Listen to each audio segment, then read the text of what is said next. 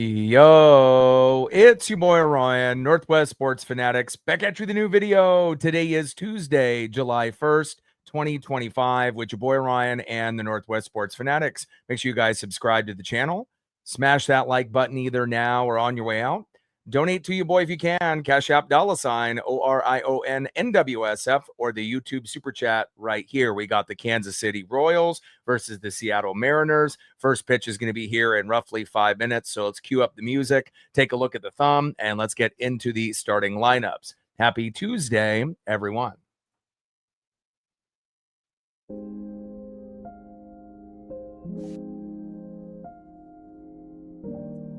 On the thumb, on the left, shortstop stud Bobby Witt Jr., and on the right, the best catcher in baseball, big dumper Cal Raleigh. Now let's get into the starting lineups here first for the visiting Kansas City Royals. Leading off for the Royals, DHing Jonathan India. Batting second, playing shortstop, Bobby Witt Jr. Batting third, playing first base for the Royals, Vinny Pasquantino.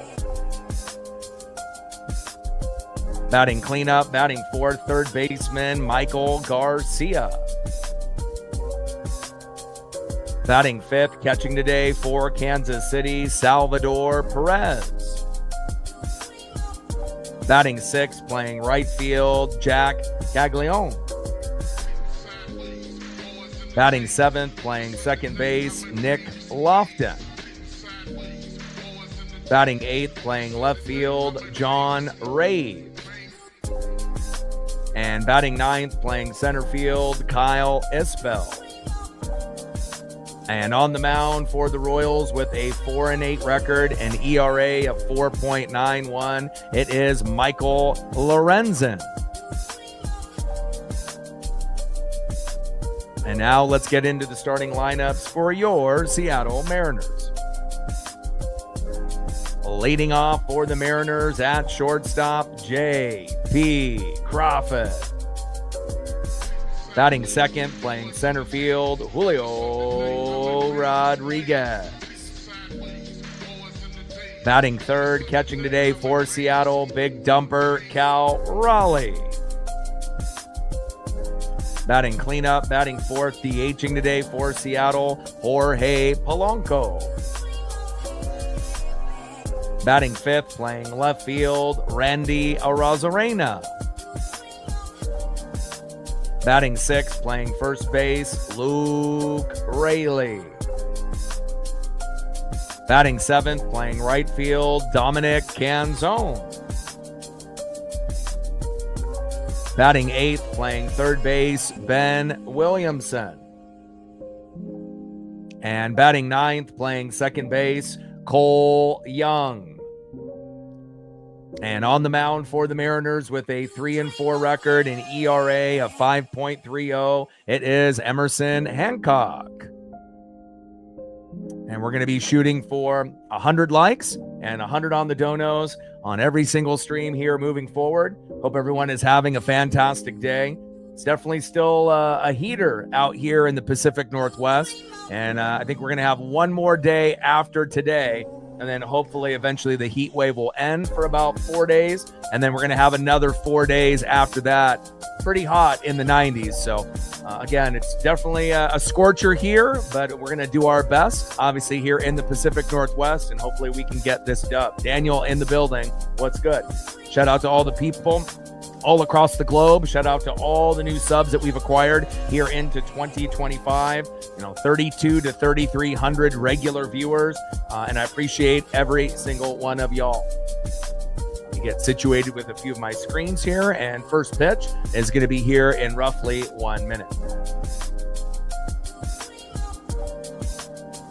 And we'll be shooting for 20 likes within the first hour, 50 at the halfway point, and obviously 100 or more is the goal, and obviously 100 in the donos on every single stream. Michael Lorenzen versus Emerson Hancock in just a moment.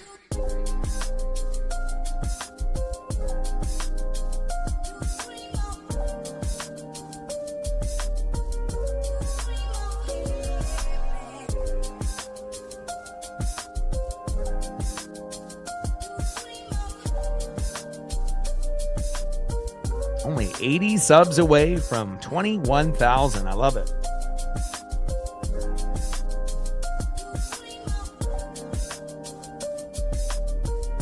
And what a job by Randy Arozarena yesterday with 2 home runs. But lo and behold, at any given point, Cal will be able to make his presence known, even if it's in the 7th, 8th, or 9th inning. He definitely excels on getting home runs late, and it was a good victory for us yesterday. Hopefully we'll be able to do the same thing. Magic number will be 5 runs, 7 to 10 hits. We won yesterday 6-2, and hopefully we'll have a similar outing here today.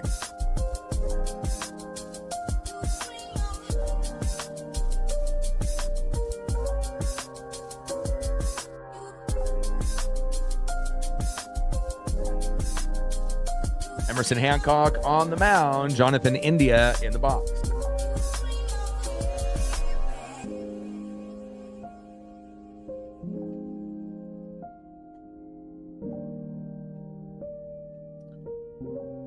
Also want to give a special shout out to Cole Young for his first 3-hit game in his career. Beautiful. First pitch from Emerson Hancock to Jonathan India. Takes a strike looking right down the middle, 0-1 count. And we're going to need Emerson to be very efficient here today. 0-1 pitch. Takes another strike looking right down the middle to Jonathan India. Behind in the count, 0-2. My God.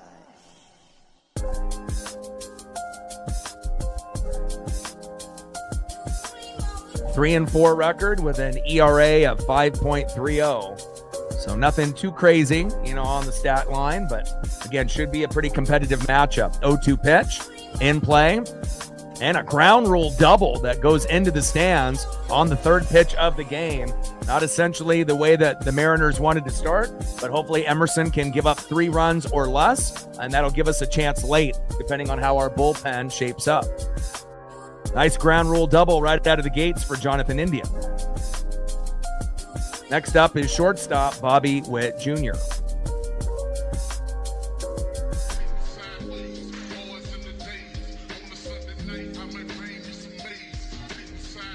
First pitch to Bobby Witt Jr. High and away. Takes a strike looking, 0-1 count. 0-1 pitch, fouled off with that slider, 82 miles an hour by Emerson Hancock. No balls and 2 strikes with a runner at second. Jonathan India with a ground rule double to start the game here in the top of the 1st. Jerry in the building, what's good? 0-2 pitch, and big swing and a miss. Gets him to chase high and away with that 4-seam fastball, 93 miles an hour by Emerson Hancock. Nice job. Not many guys can say they've struck out Bobby Witt Jr. in their career. Nice job by M, 1 away. Next up, first baseman Vinny Pasquantino. Top of the 1st with a runner at second. Jonathan India with a ground rule double to start it off. Bobby Witt Jr. striking out in 3 pitches. We like that. And we'll see what Vinny Pasquantino has in store here, batting 3rd. First pitch, big swing and a miss with the changeup, low and away. 95 miles an hour, 0-1 count. We're definitely going to need Emerson to be very efficient. Hopefully he can go 6 solid innings, but if he goes only 5, we have to pray that he only gives up 3 runs or less.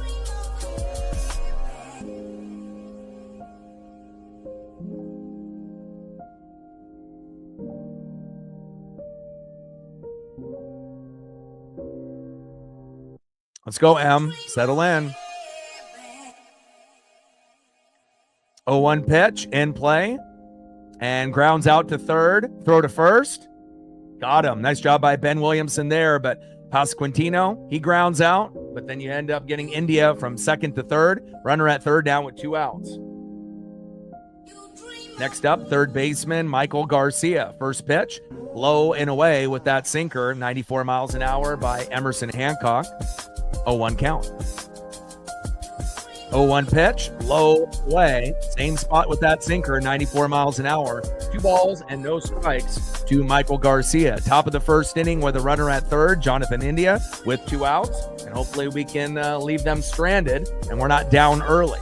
Obviously, getting off to a fast start is key for both teams in this series.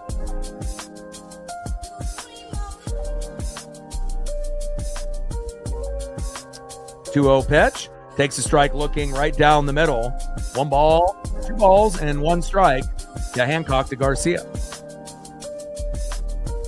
2-1 pitch. Fouled off down the middle. 2 balls and 2 strikes with a runner at third and 2 outs.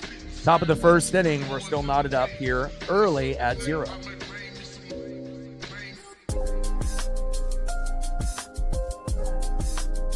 Like, sub, donate, comment, share. If you haven't smashed that like button yet, please do. Help us get to 20 likes within the first hour. 50 at the halfway point. We'll be shooting for 100 in the likes and 100 in the donos on every single stream. 2-2 pitch, high and away. 3 balls and 2 strikes. Count now is full to Michael Garcia. Come on, Em. Got to shut it down here. We don't want to be down 1-2-3-0 in the first inning. Settle in, baby. Let's go. Bring that electricity. We can't afford a whole lot of walks, and we can't afford a lot of guys getting plunked. In play, and Garcia singles right up the middle. India from third scores, and just like that, the Kansas City Royals get what they need, a early 1-0 lead. Nice base knock, RBI by Michael Garcia. Now we got to stop the bleeding here. We can't let them score any more in the first. Next up is catcher Salvador Perez. First pitch, takes a strike swinging, big swing and a miss. With that sinker at 94 miles an hour, 0-1 count.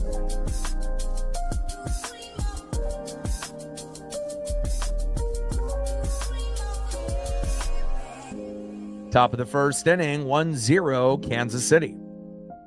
0-1 pitch, low and at the knees, changeup, 85 miles an hour by Emerson Hancock. 1 ball and 1 strike with a runner at first and 2 outs. A early 1-0 Kansas City lead. Emerson Hancock, 3-4 record, 5.30 ERA. Definitely our worst starter out of the 5. Bryce Miller is still on the shelf on the IL, but we don't even really know if he'll be able to come back to his normal self in 2025. 1-1 pitch, fouled off right down the middle. 1 ball and 2 strikes from Hancock to Perez. And Salvador always seems to be able to be a thorn in the Mariners' side, just like a few other players on the Houston Astros and a few others in the American League. But hopefully we can limit the damage to Perez here today. 1 ball and 2 strikes with a runner at first and 2 outs. Can't give up any big homers here early. Smoke in the building. What's good? And down goes Perez. There we go for out number 3. And that's exactly what we needed. Kind of a shame that we gave up a run early. But again, it is our worst pitcher out of our starting 5. So you have to expect it. Leading off for the Mariners at shortstop, J.P. Crawford. And it's very essential that J.P. gets a hit and is one of his first 2 at-bats. I mean, preferably getting a hit on both. But if he gets a hit in his first at-bat, it really does set the tone for the team. So hopefully J.P. can go 2 for 4 or 3 for 5 today. I know it's a big ask, but fingers crossed. Batting second, center fielder, Julio Rodriguez. And batting third, number 1 in MLB in homers, big dumper, Cal Raleigh. Home run number 33 happened last night. We're looking for home run number 34 and possibly 35. Let's go, big dumper. Let's go, Cal.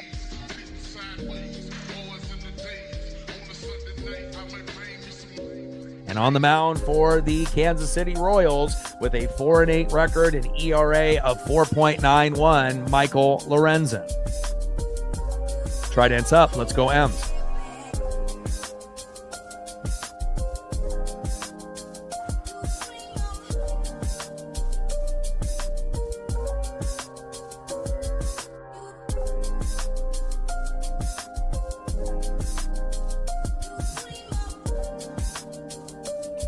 Let's go, baby. We need to respond, and hopefully we can get it tied up 1-1 here early.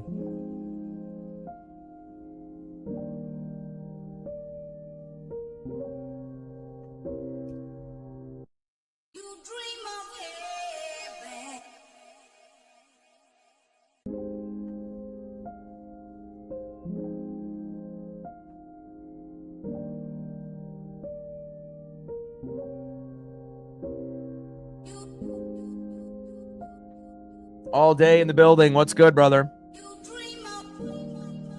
And Perez lined out to third to Ben Williamson on that previous out, and hopefully we'll be able to do some damage here. How are you doing, brother? Let's get a win. There we go. 100 likes is the stream goal, just like the dono goal, the same. We're at 18. Let's go, baby.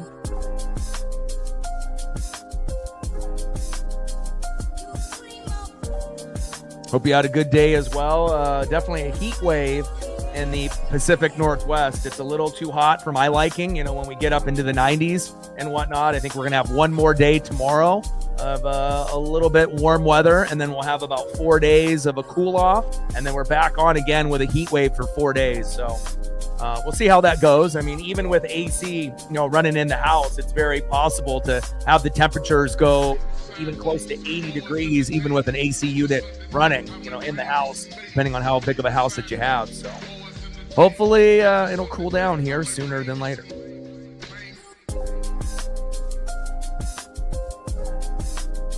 First pitch to JP Crawford outside, 1-0 count. 1-0 pitch, another ball to JP Crawford, and see if we can get something here early. 2-0 pitch, and JP flies out for out number 1, 1 away. Next up is Julio Rodriguez. First pitch from Lorenzen, high and away, 1-0 count. 1-0 pitch. Cutter fouled off high and away, gets Julio to chase.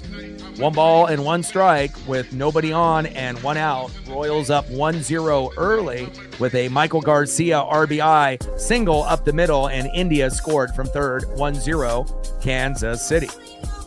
1-1 pitch, fouled off high and inside. 1 ball and 2 strikes to Julio Rodriguez. Trident's up. Come on, baby. Let's go, Julio.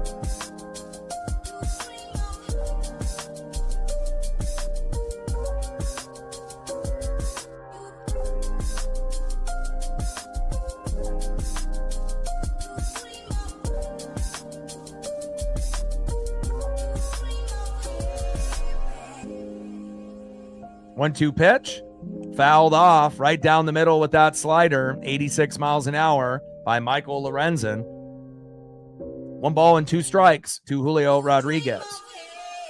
1-2 pitch, low and away. That slider misses the corner by a couple feet. 2 balls and 2 strikes to Julio Rodriguez. Come on, Julio. 2-2 pitch. Fouled off high and away. 2 balls and 2 strikes with nobody on and 1 out. 1-0 Kansas City lead.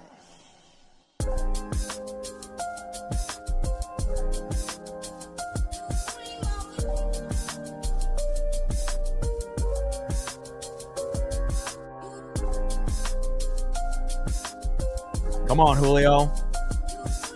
2-2 pitch. At the knees. Count now is full. 3 balls and 2 strikes with nobody on and 1 out. Lorenzen on the mound. Julio Rodriguez in the box. Come on, J-Rod. We're going to need singles, doubles, triples, homers, walks. I mean, even if you get hit by a pitch, just something to get on base so that we have a chance to get you in scoring position at second. Bottom of the first inning, 1-0 Royals. RBI single by Michael Garcia to get Jonathan India to score from third early. And hopefully we'll be able to respond and match the 1-1 tie sooner than later. Come on, J-Rod. 3-2 pitch. And he pops out to third. 2 away. At least it was not an out after the first pitch, so I'll take that.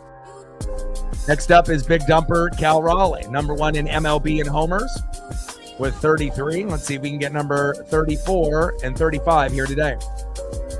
First pitch, takes a strike looking, in the zone, 0-1 count. Let's go, Big Dumper. We'll take some singles and doubles if we can get them as well. Let's go, Cal. 0-1 pitch, low and at the knees with the curveball, 83 miles an hour. 1 ball and 1 strike from Lorenzen to Raleigh.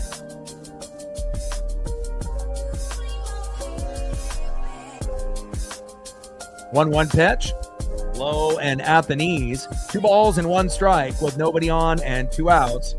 Lorenzen on the mound, big dumper in the box. And it would be fantastic if a Cal could homer early within the first 5 innings.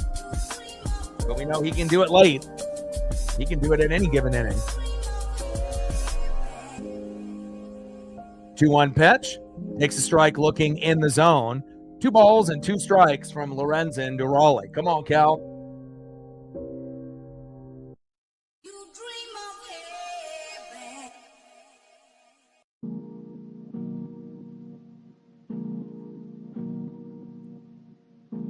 We know how good Bobby Witt Jr. is on that side. We need our stud to do the same. Come on, Cal. And big swing and a miss. Down goes Cal Raleigh. Nice punch out there for Lorenzen. And the Mariners get nothing here in the end of the first inning. It's okay, Cal. Still love you. I know you're going to produce later in the game. See who's up next here in the top of the second. Next up for the Royals, in the 6th hole, right fielder Jack Caglione. Batting second in the 7 hole, second baseman Nick Lofton. And batting third, playing left field tonight, in the 8 hole, John Ray. And on the mound for the Mariners, our worst starter, 3-4 record with a 5.30 ERA, Emerson Hancock. So, again, we know that he's going to give up some runs and give up some hits and ribbies and possible home runs. But if we can limit the damage to 3 runs given up or less, that should give our bullpen a chance, as especially if the hitting starts to come alive at some point. But again, magic number will be 5 runs, 7 to 10 hits for the offense. And for Emerson, only can give up 3. If he gives up 4 or more, might be a little difficult for us to come back unless the bats really come alive late in the 7th, 8th, and 9th after the starters go out. Let's go, M.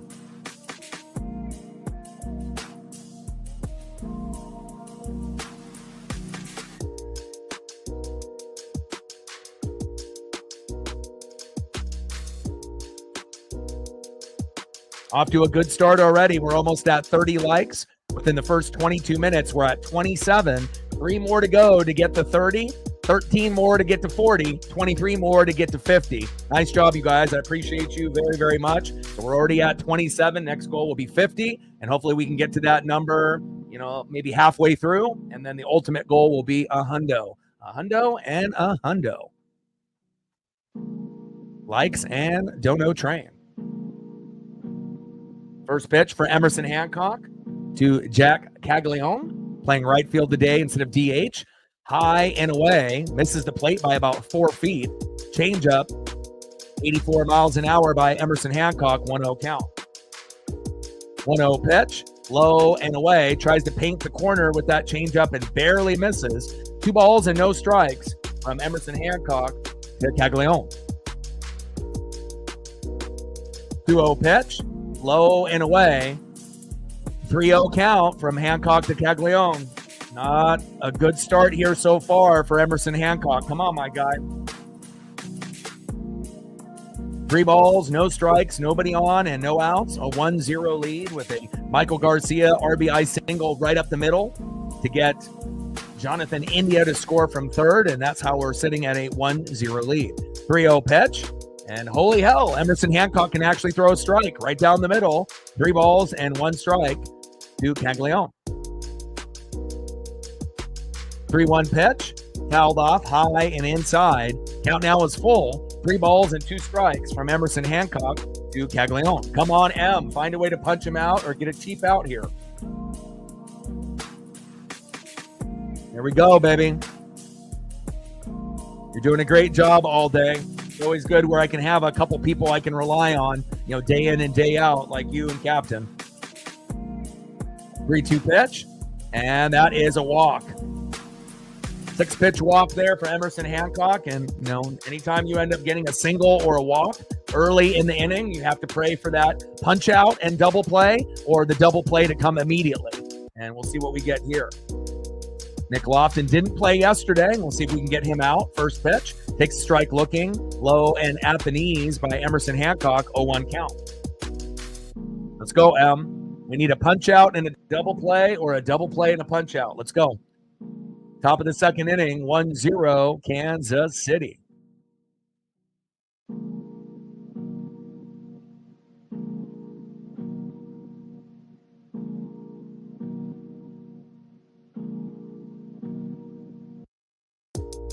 Uh-oh, 1-0 pitch. 0-1 pitch. Oh, my. And Lofton with a nice double. And Caglione scores. Unbelievable. All the way from first. Come on, Randy. Fucking hustle. I mean, you got a guy out there that hit 2 home runs and was the hero yesterday. I need you to hustle. That is unexcusable for a guy to score from first all the way to home. Jesus. 2-0 Royals. Brutal. Nice double there by Lofton. Next up, left fielder John Rave. And bunts on the first pitch. I like that. Where's that, Mariners? I need to see some of that. And that ends up going foul, 0-1 count.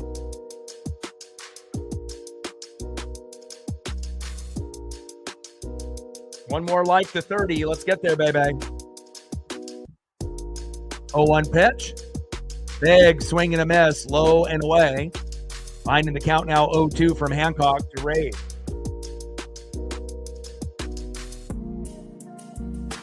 Oh-2 pitch, fouled off, low and at the knees. No balls and 2 strikes with the runner at second and no outs. 2-0 Royals lead, and not ideally the start that we wanted. But again, when you got your worst starter on the mound, you know you're going to have to score 5, 6, 7, 8, 9, 10 runs, and he's definitely putting the pressure on the offense early with a 2-0 deficit. 0-2 pitch, fouled off again, high and away. Four-seam fastball, 94 miles an hour by Emerson Hancock. Hancock on the mound, Rave in the box. And it's just irritating when you have a player like Randy, who was the man for the Tampa Bay Rays, and again, and we know that he'll get streaky, and with that bat, it'll come alive. He hit career home run number 100, obviously, after he hit 2 yesterday and was the hero with Cal Raleigh, also hitting a homer late. But, man, his defensive skill set at times is not good. And Rave singles to right. Man, stop the bleeding. We're bleeding out. Runners on first and third and no outs. We might have to pull him, very shortly. And I know they won't, because obviously the bullpen has been beat up lately, but again, at some point, how many runs are we going to get down by before we pull him? Are we going to have to be down 5-0? Runners now at first and third with no outs. And if, things don't get shaped up here real quick, we're going to be down 4, 5, 6-0 in the second inning. Not good. Next up, center fielder in the 9-hole, Kyle Isbell. My goal, going into this particular series was for us to win 3 out of 4, and this was the one that I had question marks with. We do have Logan Gilbert and Brian Wu in games number 3 and 4, so I feel much more confident in those games, rather than what we have here today. But hopefully Emerson can settle down, and this might be a day for the bullpen to step up and help us here.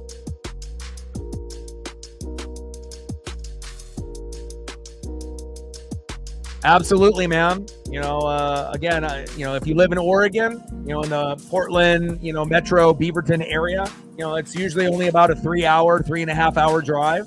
I'm going to be going for the 4th of July to see the Pirates. And again, it's a special vibe there. I've been to every sporting event that you can imagine that's in Oregon and Washington.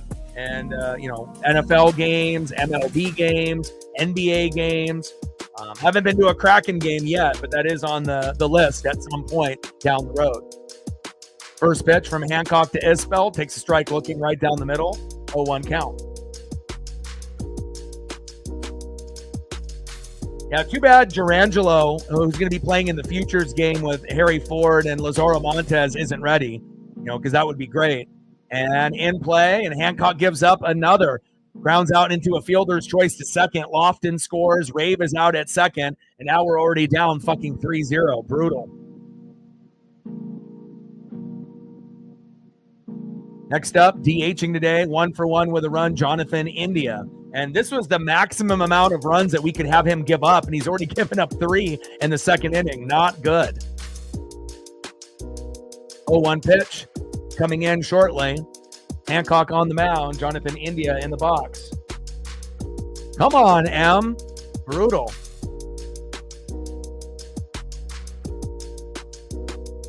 Well, Emerson's our worst pitcher, so I don't know if he'll even be able to get to 4 Ks before he gets pulled.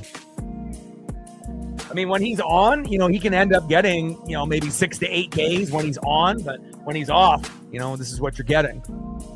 1-1 pitch, high and away. 2 balls and 1 strike with a runner at first and 1 out, a 3-0 Royals lead. But realistically, they probably won't pull him until the 5th. But again, what the hell is the score going to be by then? Are we going to be down like 9-0? I hope not.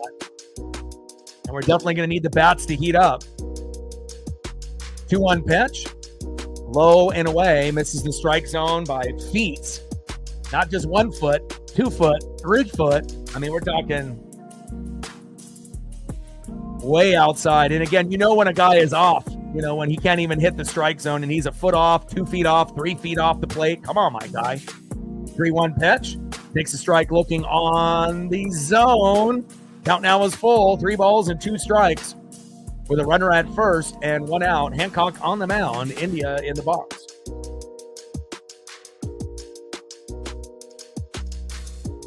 Like, sub, donate, comment, share. If you haven't smashed that like button yet, please do. Help us get to 50 likes. At the halfway point, we're shooting for 100 in the likes and 100 on the dono train. 3-2 pitch and a walk. I've already seen enough. If you keep him in there, the game is easily going to be 5-6-0, possibly more if we don't do anything. This is getting out of hand already. Fucking A, M. India walked, and now we're up with their best player with runners at first and second. 0-for-1 with a K. Emerson was able to strike out Bobby Witt Jr. in his first at-bat. I don't know how the hell he did that, but everyone else seems to be rocking and rolling here early.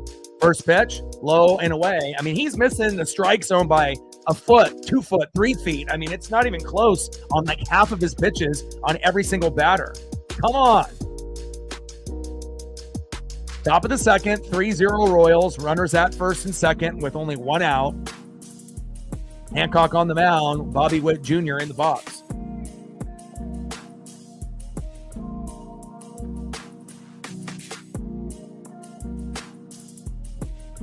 We don't have Logan Evans, is going to be kind of hit or miss himself as well. But, it would be nice to be able to give him another shot to see what he can do.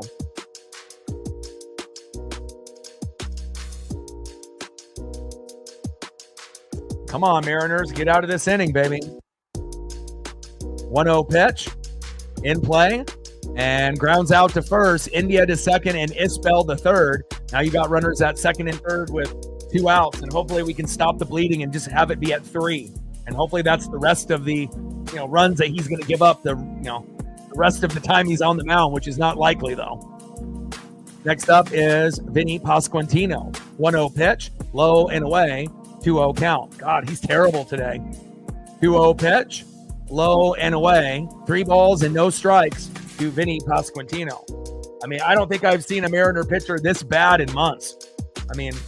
He's not giving up home runs left and right, but he can't hit the strike zone. He's walking everybody. He's giving up singles, like it's not even anybody's business. RBIs galore.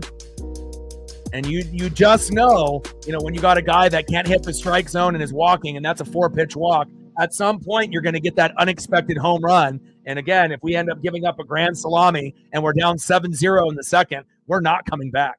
And they're not going to use any good bullpen pitchers. They're going to save them for Gilbert and Wu. So I hope that doesn't happen, though. Again, I want to be able to enjoy this game, not to, have it completely over in the second inning. Fucking A. Next up is Michael Garcia, who ended up getting your RBI single for Jonathan India to score in the first to make it 1-0. Come on, Hancock, you bum.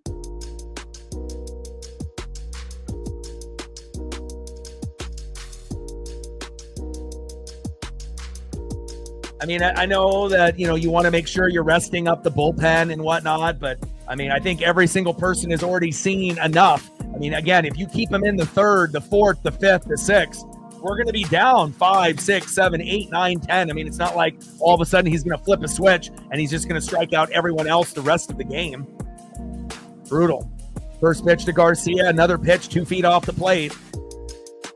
1-0 count. Fuck, man. No mound visit from fucking Wilson, or Woodworth is going to change this. 1-0 pitch. Takes a strike looking right down the middle. 1 ball and 1 strike to Michael Garcia.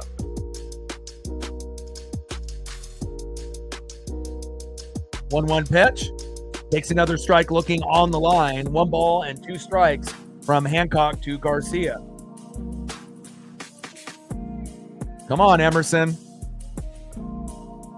Bring that electricity.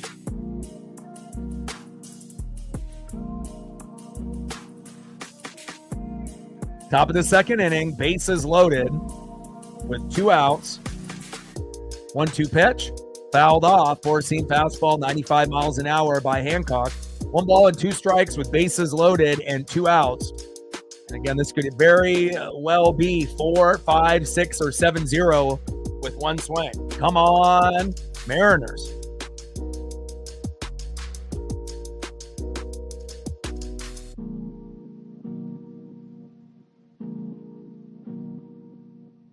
And with Logan Evans, when he ended up going 8 solid innings, it was one of the best performances we had by any Mariner pitcher, for a long period of time. But, they ended up sending him down, and then we ended up going into a slump. So you never send a guy down when he does something good, Mariners. 1-2 pitch, fouled off again. Low and away with that slider, 83 miles an hour. 1 ball and 2 strikes with bases loaded and 2 outs. We have to find a way to get this last out. We don't want to be down 4, 5, 6, 7-0. I mean, 3-0 is already bad enough. I mean, hell, we might only score 1 run all day. I don't know how the offense is going to look, after putting up, a solid performance yesterday and, winning 6-2. And sometimes after the Mariners score more than 5 runs or more, they don't get a whole lot that next game. Grounds out. Get him. Got him. There we go. And we leave 3 stranded. Slow dribbler there. And luckily wow, what a throw to first to Luke Raley. And the runner home got very close to scoring before that out got to first. I mean, we're talking milliseconds. So, man. But at least we get out of the jam. I mean, we already dug ourselves into a fucking bad hole, down 3-0. But again, it could have been much worse. There we go. $2 holla. Iron says we need to stop this bleeding fucking right now. Agreed. Stacks on stacks, racks on racks. Little Cactus Jack, bang, bang. You got a favorite player that you want to be able to have put up with an HD or 4K photo? Let me know, and I got you. $2 holla, 98 to go to hit the goal. And let's see if we can get on the fucking board and at least get to 1 so we're not bleeding out here. Go to the bottom of the second inning, leading off, DHing in the 4-hole, Jorge Polanco. Let's go, Polo. We're going to need you, baby. Batting second, the hero today. No. Hero yesterday with 2 home runs, left fielder Randy Arozarena. But the hustle in the left field is very concerning. I've never seen a guy be so lazy, getting pop-ups and ground balls that go into his area. You need to fucking hustle. And again, when you don't, it definitely shows, especially when you end up having a guy that scores from first on a ball hit into left field. There's no way in hell anybody should be scoring from first on your watch, Randy. Be better. And batting third, first baseman Luke Raley. On the mound, 4-8 record with an ERA of 4.91, Michael Lorenzen.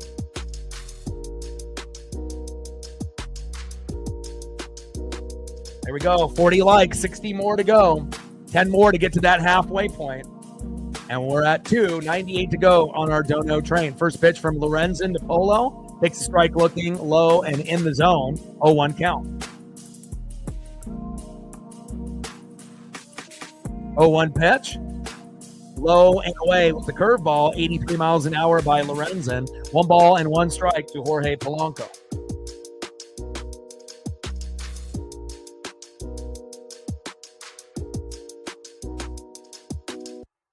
Come on, baby. 1-1 pitch, low and at the knees with the changeup. 84 miles an hour there by Michael Lorenzen. 2 balls and 1 strike to Jorge Polanco. And we're definitely going to need guys to step up here today. 2-1 pitch, takes a strike looking, low and in the zone. 2 balls and 2 strikes with nobody on and no outs. Lorenzen on the mound, Jorge Polanco in the box.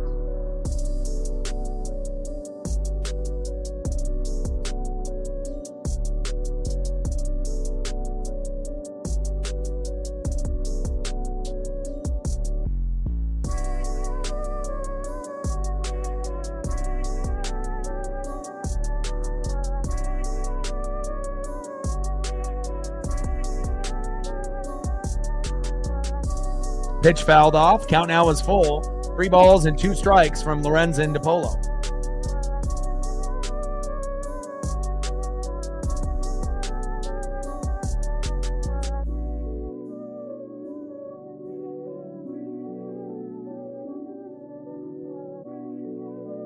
Felix Hernandez, I got you.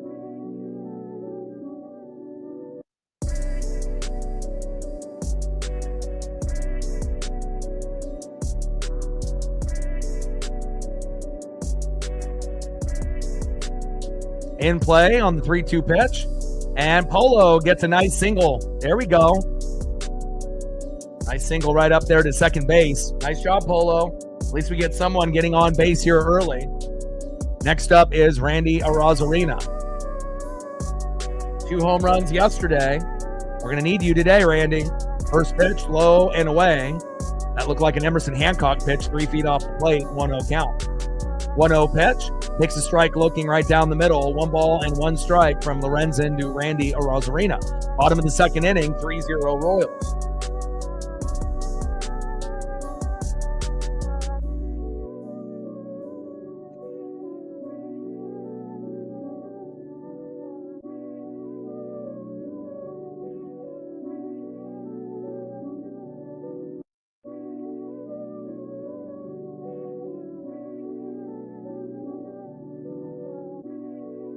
One pitch, takes a strike looking low and in the zone. 1 ball and 2 strikes from Lorenzen to Arozarena.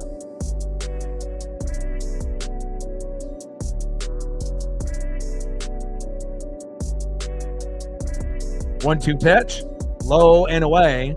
2 balls and 2 strikes. Sweeper misses the plate by about 3 feet there. 2 balls and 2 strikes with a runner at first, Jorge Polanco, and no outs. We're down 3-0. Come on, M's. Let's get it, baby.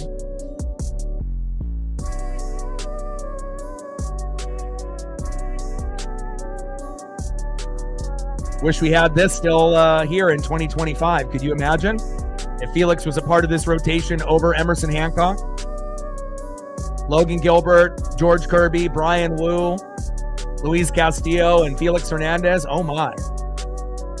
And Polo picked off at first. You got to be kidding me. The last thing that we need is finally to get a fucking hit, and then the guy gets picked off. Unfucking real. Like, we haven't been able to steal bags nowhere near the pace that we did when we won 9 consecutive series in a row. We're getting thrown out at first. We're getting thrown out at second. We're not bunting. Holy hell, Polo. Jesus Christ.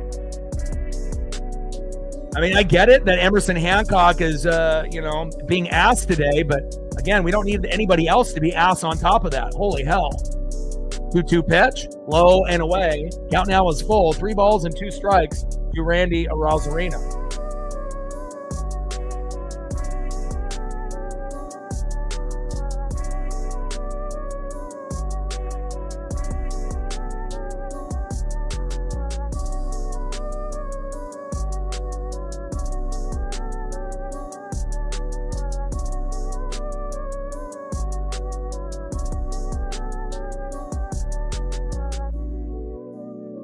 In play on the 1-1 pitch. Back. See ya. Randy does it again. Oh my. And just think if Polo would have been on base, it would be 3-2 right now instead of 3-1. Nice job by Randy. You don't hustle in left field, but at least you're making up for it with the bat. Nice fucking job. Solo dinger to left center. 396 feet. 3-1 Royals. Nice job, Randy.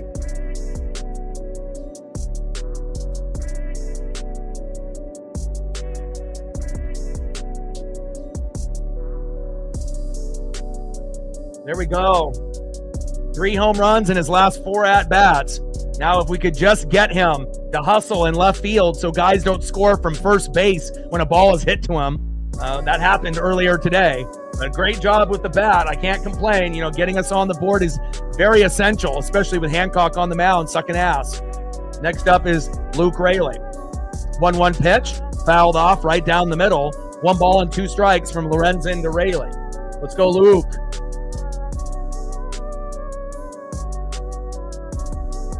And all Polo had to do is just, you know, stay at first base. You know, he didn't even attempt to run to second. He was just leaning too hard. And then they threw it to first and he was out. If he just would have been patient, you know, it could be 3-2 right now. And I don't think that necessarily is going to be the reason why we win or lose, but tough. A tough break right there. 1-2 pitch. High and away. Change up, 96 miles an hour, misses. 2 balls and 2 strikes from Lorenzen to Rayleigh. Come on, Luke. That's the OG right there, baby. Good old King Felix.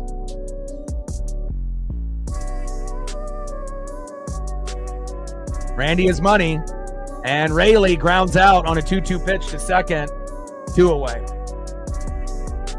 And we need that hustle, Luke. Keep going. Next up for the Mariners, right fielder Dominic Canzone. First pitch from Lorenzen to Canzone. Big swing and a miss right down the middle, 0-1 count. Come on, Dom.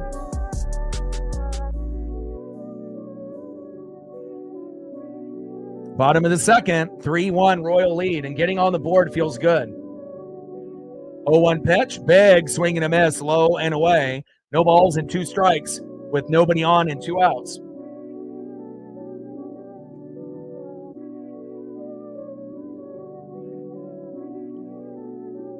Lauren in the building, what's good? 0-2 pitch, low and at the knees with the slider, 88 miles an hour by Michael Lorenzen. 1 ball and 2 strikes with nobody on and 2 outs. 3-1 Royals lead, but Randy Arozarena just had a solo dinger. Polo was up, was leaning too hard, got thrown out at first. If he just would have waited 1 more pitch, we could be down 3-2 instead of 3-1, but I guess that's how the cookie crumbles sometimes, you know, being a Seattle Mariner fan. Sometimes it's great, and sometimes it stings. And Canzone lines out to right, and that is out number 3. End of the second inning, 3-1 Royals. At least we're on the board, so I can't be too pissed at this point.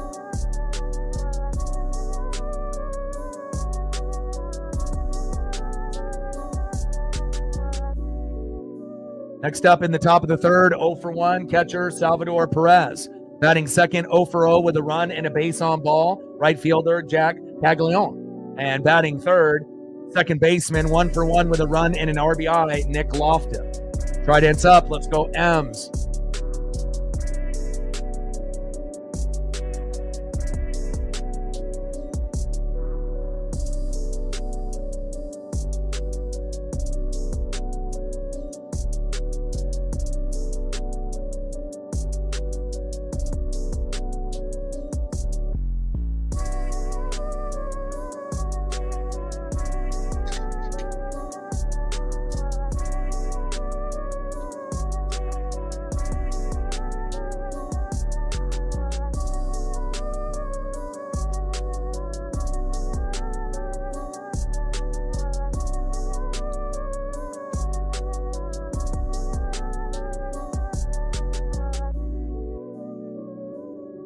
Do a quick recap here. I mean, it's a little early. Usually I do this when we get into about the 4th or the 5th inning, but let's just take a quick peek.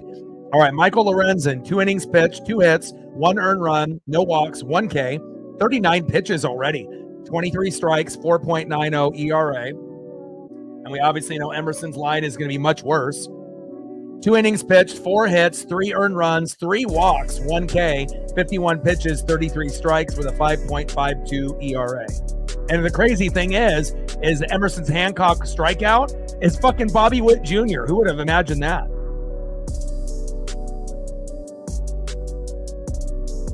Hancock on the mound. Salvador Perez in the box. Top of the third, 3-1 Royals. Come on, Mariners.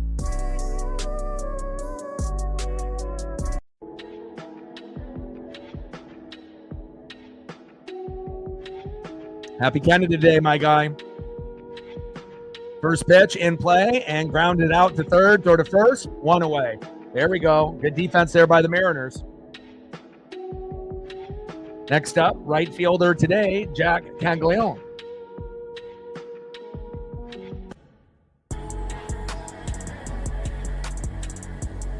First pitch, takes a strike looking high and away, paints that corner beautifully. Nice to see Emerson Hancock actually hit the fucking strike zone. But as soon as I say that, second pitch, 3 feet off the plate with the changeup.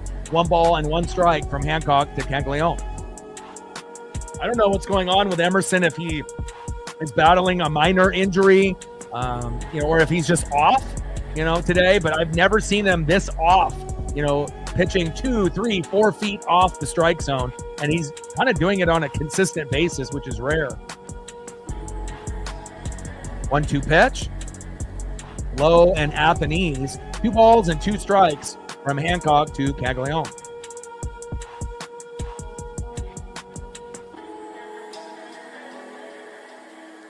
Come on, baby. Let's go, M's. Like, sub, donate, comment, share. Help us get to that 50 like number. We're almost at the halfway point. We're not into the 4th inning just yet, but we're trying to get 100 likes. We're shooting for 100 in the dono on the dono train. 2-2 pitch. Inside, 3 balls and 2 strikes. Count now is full from Hancock to Caglione. 3-2 pitch. And that one is fouled off high and inside. 3 balls and 2 strikes to Caglione. Let's see if we can get K number 2 for Emerson Hancock here. Come on, baby. 3-2 pitch, fouled off right down the middle again. 3 balls and 2 strikes with nobody on and 1 out. 3-4 record with an ERA of 5.30 coming into the matchup. And obviously we know Jack Caglione just got the call up, obviously here in 2025, and hopefully we can limit the damage that he does here today.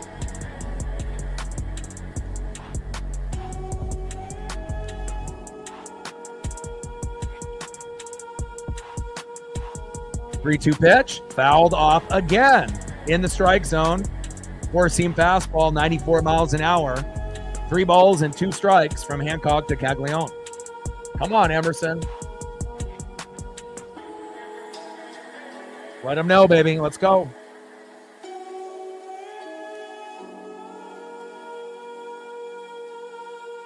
Top of the 3rd inning, 3-1 Royals. Oh, no. In play. And, oh, thank God, flied out to left. Randy and Julio are out there in the no-fly zone. 2 away. Next up for the Royals, second baseman 1-for-1 with a run and an RBI, Nick Lofton. First pitch from Emerson Hancock takes a strike looking right down the middle to Lofton. Sinker, 93 miles an hour, 0-1 count. 0-1 pitch, low and away, 1 ball and 1 strike from Hancock to Lofton.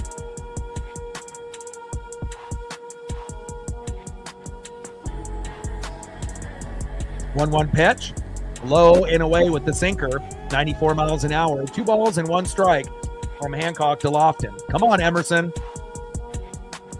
He is by far, our worst pitcher. But, let's be honest and real. We've also seen at times this season, Logan Gilbert not look good, George Kirby not look good, Brian Wu occasionally not looking good. And, maybe the closest to Emerson Hancock is Luis Castillo. And every once in a while, Luis will play well. But, based on not hitting the strike zone, the closest thing to Emerson Hancock is Luis Castillo. And, we need to get that turned around. 2-1 pitch, fouled off right down the middle. Sinker, 94 miles an hour by Emerson Hancock. 2 balls and 2 strikes with nobody on and 2 outs. We're in the top of the 3rd. Mariners down 2. But again, when it was 3-0, it was bases loaded with 1 out. And it could have been 4-0, 5-0, 6-0, 7-0. So glad we got out of that jam. But again, we have to pray that Emerson can only give up 3 runs, in this outing. And Lofton flies out to center, and that is out number 3. Here we go. Down goes Nick. And again, even though for a rough, shaky start for Emerson Hancock, We need him to give up 3 runs or less. He's already at that number right now, but he's starting to settle in slightly. Let's go to the bottom of the 3rd inning and see if we can get another run on the board, or possibly 2, and tie this up. Next up, in the 8-hole, 3rd baseman. He can play defense, but we know he can swing the bat. Ben Williamson. Batting 2nd, 3-hit game yesterday. One of the best games in his early MLB career. 2nd baseman, Cole Young. Let's go, Cole. We're going to need you today.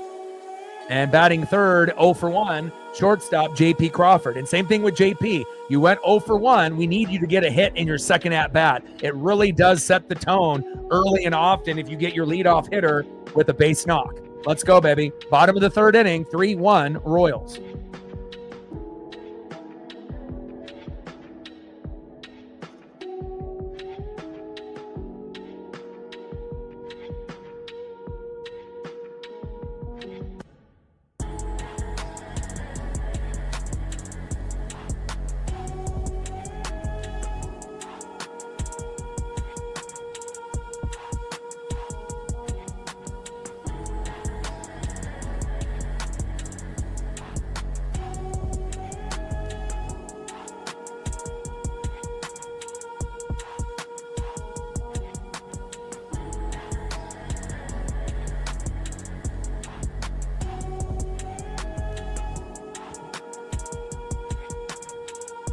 First pitch from Lorenzen to Ben Williamson, low and away with the sinker, 93 miles an hour, 1-0 count.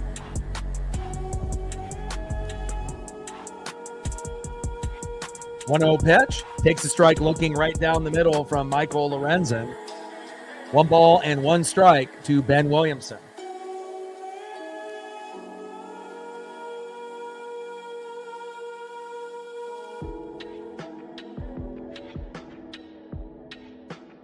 I'm digging that Mariner basketball jersey. Normally, I don't like giveaways, when they kind of, they do crossovers with like different sports and whatnot. But that basketball jersey, that JP Crawford basketball jersey is kind of slick. 1-1 pitch in play, and Williamson grounds out to 3rd, 1 away.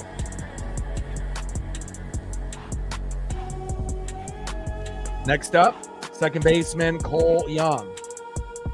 Let's go, Cole. First pitch from Lorenzen to Young, takes a strike looking low and away. Sinker 94 miles an hour by Lorenzen. 0-1 count.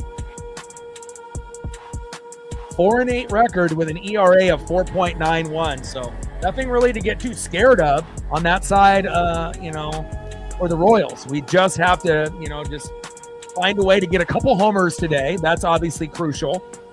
And, have a couple guys go back to back to back with hits. We have an RBI opportunity. And we already got 1 home run from Randy. We can get a couple more. 0-1 pitch, takes another strike looking low and in the zone. Behind in the count 0-2 to Cole Young. 0-2 pitch in play.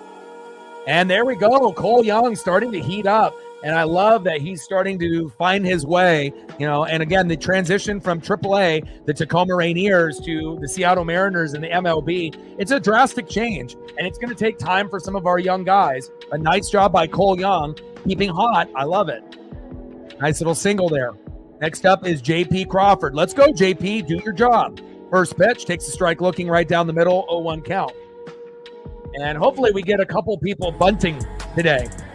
It doesn't have to be in a situation late in a game where we're forced to. No one really, coaches up players to defend the bunt. Feels like if you drop it down correctly, you're going to get to first base like 80% of the time safe. I even saw a guy earlier today with a leg kick to fool the 3rd baseman and perfectly executed the bunt. I wish the Mariners would do that. 0-1 pitch, high and away. 1 ball and 1 strike to JP Crawford. Megan in the building, how are you? There we go. We got to our halfway goal number at 50. 50 more to go before the game ends. Let's get it, baby. Great job all day. Bottom of the 3rd inning, 3-1 Royals. 1-1 pitch. High and away. 2 balls and 1 strike to JP Crawford. Come on, JP. And we're We're at 2 on the dono train, 98 to go. 2-1 pitch, fouled off, high and away. 2 balls and 2 strikes to JP Crawford. Let's go, JP. We need that energy and that swagger and that aura. We need good vibes only, baby. Let's go.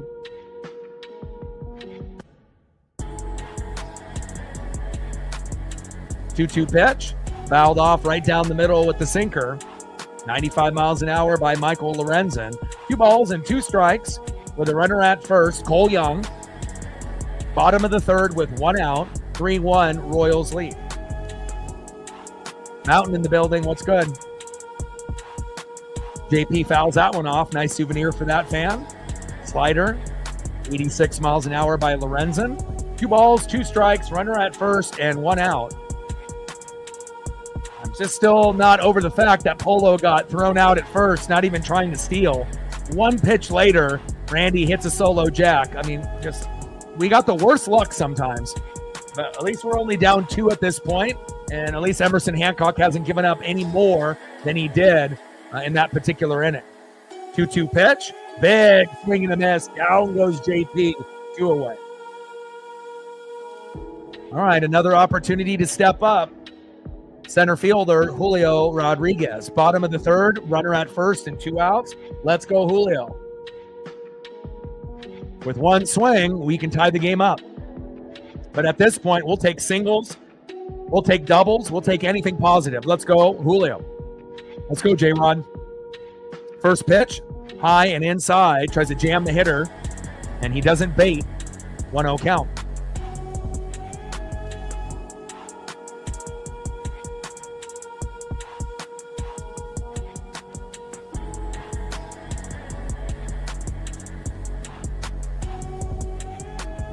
One-0 pitch, fouled off, right down the middle. 1 ball and 1 strike to Julio Rodriguez. That's great to hear, Flying Monk. We got 1 home run so far with Randy, and I'm hoping that we can get like 2 more. You know, I don't think that's too crazy. You know, again, we got 3 yesterday. Randy had 2, and Cal had 1 late. You know, but hopefully we get a few RBIs in there as well. I would love to see a couple stolen bags and a couple bunt attempts, but, you know, I'm not managing the team.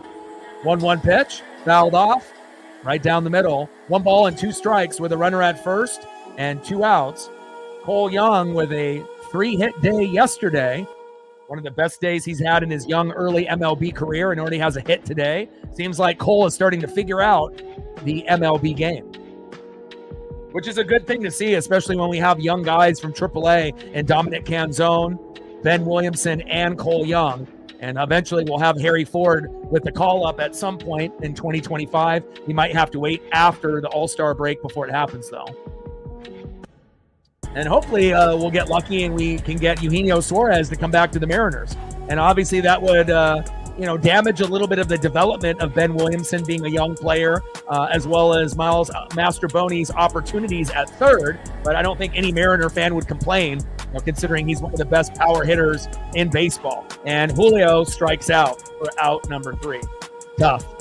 The only person that has more home runs than Eugenio Suarez in the National League, 1 player, Shohei Ohtani. So if we could end up getting Cal Raleigh and Eugenio Suarez, that'll give us 2 of the top 6 or 7, based off power in the MLB today. And that could definitely help our chances, of trying to make a playoff push. We should have never let him go and just paid him. But again, Mariners, the ownership and management sometimes are smart in certain situations, and in others, not so much. End of the 3rd inning, 3-1 Royals. Let's see who's up next here for Kansas City in the top of the 4th.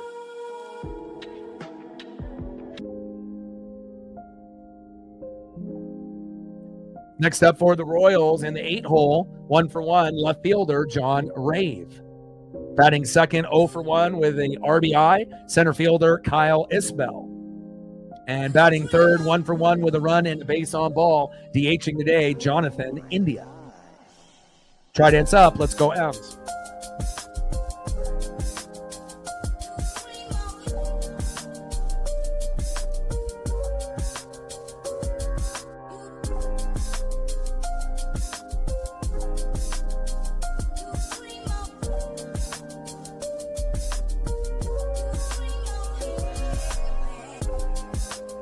See if I can find anything else Felix Hernandez wise for our first dono, if I have anything that's even a decent photo. That's the best no-hitter photo. Some of them are going to be not on that caliber.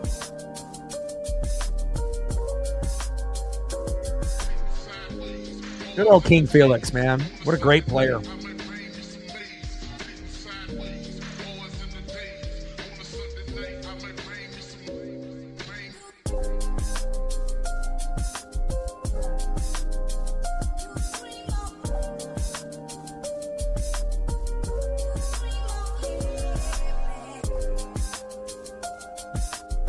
First pitch from Hancock to Rave. Takes a strike looking right down the middle. 0-1 count. It's a miracle. He's actually ahead in the count for once. 0-1 pitch. In play. And flight out to left. 1 away. Next up, center fielder Kyle Isbell. And just to give you guys a recap for anybody coming in the top of the first, Garcia singled to center. India scored 1-0 Royals. Then in the top of the second, Lofton doubled to left. Canglione scored from first all the way home, 2-0, because Randy was lazy. And then Isbell grounded into a fielder's choice. Lofton scored, making it 3-0. And then in the bottom of the second, Randy made up for his laziness in the outfield and homered to left center. And now we have a 3-1 score. But Jorge Polanco got a single right before that and was just leaning a little too hard and got thrown out at first. He didn't even attempt to steal. And one pitch later, Randy homered. So essentially, if Polo would have just been, playing it safe and normal, it would be 3-2 right now. But, it is what it is. And hopefully we'll be able to make up for that run that we lost from Polo getting out. Next up is Jonathan India. 1-0 pitch. Takes a strike looking high and away. Should have been called ball, but called strike. 1 ball and 1 strike to Jonathan India.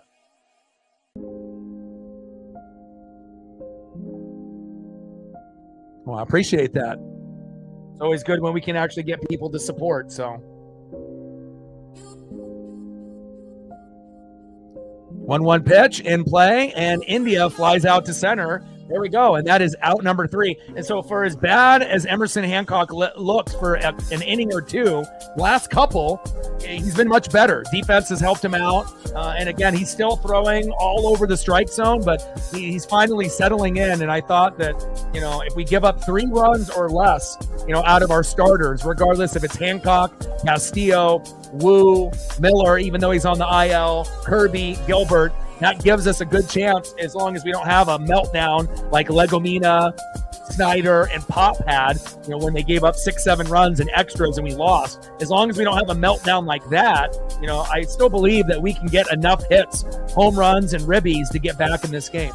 And, again, if we win this game, there's a good chance that we might be able to sweep, this Royal team. I had us winning 3 out of 4. We got Logan Gilbert on the mound, I believe, tomorrow, and then Brian Wu. So when Logan Gilbert and Brian Wu are on the mound, you feel pretty confident that you can get the job done. So we'll see where it goes, but I still think we have a good chance coming back here today. Go to the bottom of the 4th inning, 0 for 1 with a K, looking for home run number 34 and maybe 35. Big dumper, Cal Raleigh, the best catcher in baseball, period. Batting second, 1 for 1, DHing Jorge Polanco. Don't get thrown out at first if you get a single again. And batting third, 1 for 1 with a solo dinger, Randy, do it again, baby. And we're only down 3-1 at the moment. Let's go. Trident's up.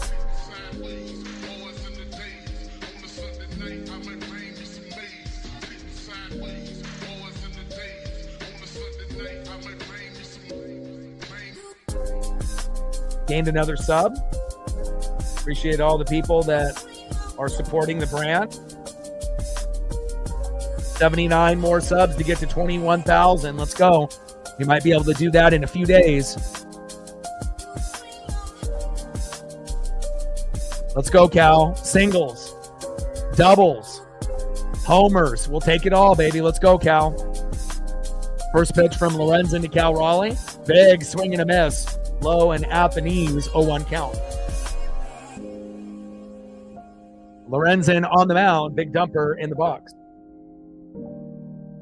0-1 pitch. Low and at the knees. 1 ball and 1 strike from Lorenzen to Raleigh. Come on, baby.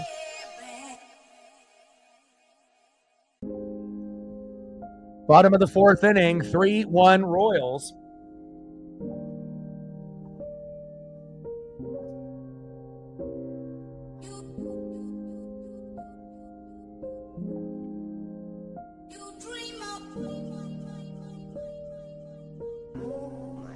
One pitch, fouled off, high and away. 1 ball and 2 strikes to big dumper Cal Raleigh. 33 homers for Cal, 30 for Judge, 29 for Ohtani.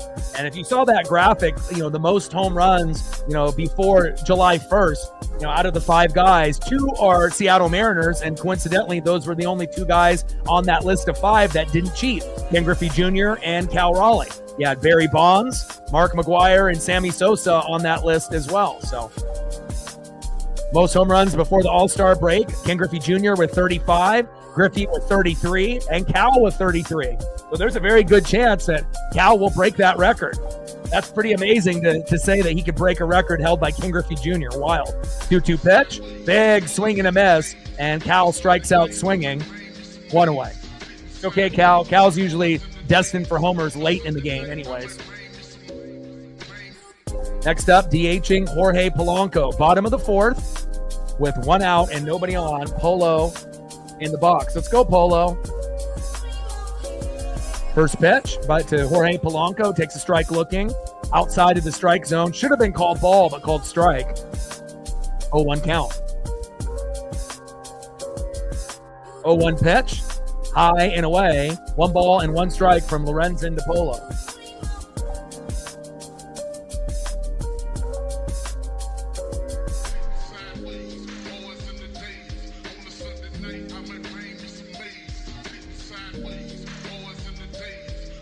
Come on, Mariners. Let's go, baby.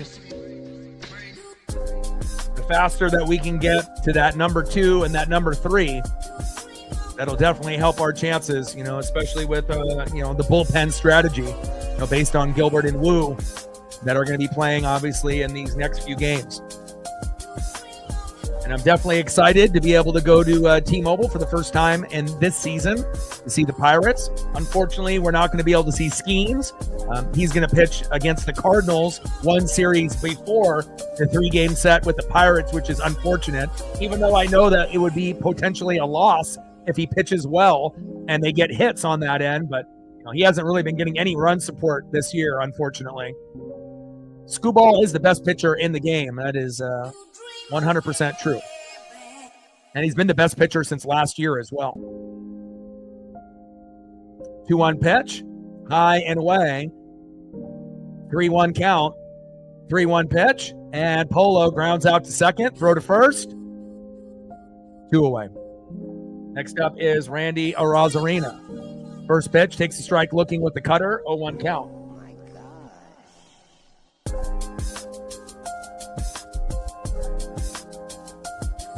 0-1 pitch, low and away, sinker, 93 miles an hour. This is the strike zone. 1 ball and 1 strike to Randy Arozarena. Come on, Randy. He's got 3 home runs and 4 at-bats. 2 yesterday, 1 today. And again, we may need him to homer again in this matchup, depending on if we get any other individuals to support. 1-1 pitch, low and away, misses the strike zone by about 4 feet. That looked like a Hancock pitch. 2 balls and 1 strike with nobody on and 2 outs. We're down by 2. Let's see if Randy can get another base hit here or another home run. 2-1 pitch, fouls it off, high and inside. 2 balls and 2 strikes with nobody on and 2 outs. Come on, Randy.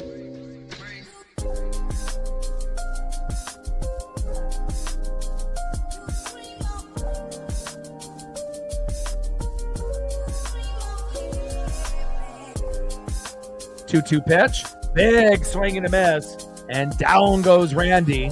2 away. Maybe we'll be able to get another homer late in the matchup. And 2 away turns into 3 away. End of the 4th inning, we're down 3-1. Let's see who's up next here for the Royals in the top of the 5th.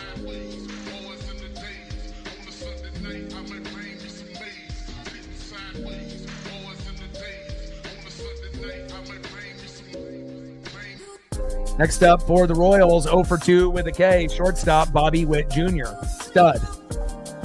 Batting second, 0 for 1 with a base on ball, first baseman Vinny Pasquantino.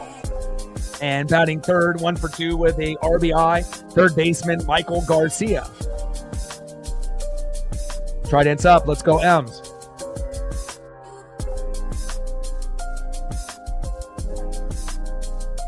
Do a quick recap with the pitchers. See where we're at right now. All right, so we're in the top of the fifth. Michael Lorenzen, 4 innings pitched, 3 hits, 1 earned run, no walks, which is very key, for him. 5 Ks, 71 pitches, 44 strikes, 4.79 ERA, and came into the game with a 4-8 record and a 4.91 ERA. So he's got his ERA down slightly, but still, a guy that we should be able to rough up, you would think, right? And let's go on the flip side with Emerson Hancock. 4 innings pitched, 4 hits, 3 earned runs, 3 walks, and 1 K, 72 pitches, 48 strikes, 5.38 ERA. And he came into the matchup with a 3-4 record and a 5.30 ERA. So his ERA went up slightly, but again, besides that one terrible inning that he had, after that, it's looking okay. Well, actually, he had 2 bad innings, the first and the second. But in the third and the fourth, he's been clean. So hopefully that'll continue. We need him to go as long as we possibly can and keep the score 3-1 until we catch up at some point. We will.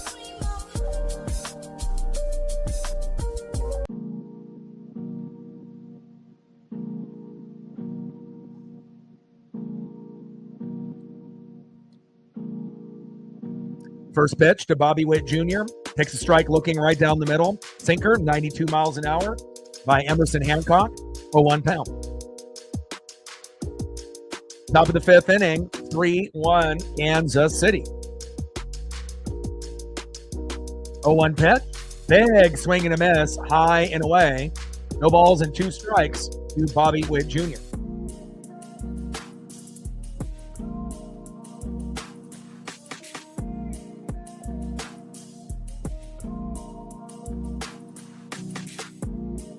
Look at Brash.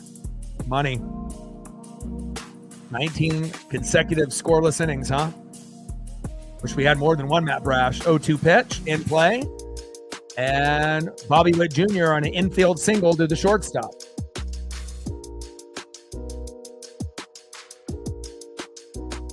Nice base hit by Bobby. Next up, first baseman Vinny Pasquantino. And we need a punch out and a double play, or a double play and a punch out. First pitch to Vinny Pasquantino. Fouls it off high and inside. 0-1 count.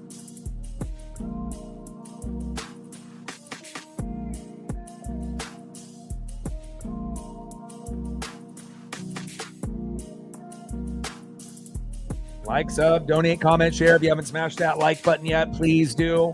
All day says we got 45 more to go to get to a hundo. And we're at 2 on the dono train, 98 to go.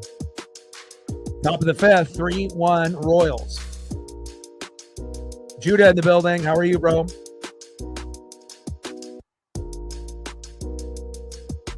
Oh, 1 pitch in play. And that is a nice base hit. Pasquantino doubles to left. Bobby Witt Jr. to third. We're in another jam here with Emerson Hancock. Runners at second and third with no outs. And this is where you pull him.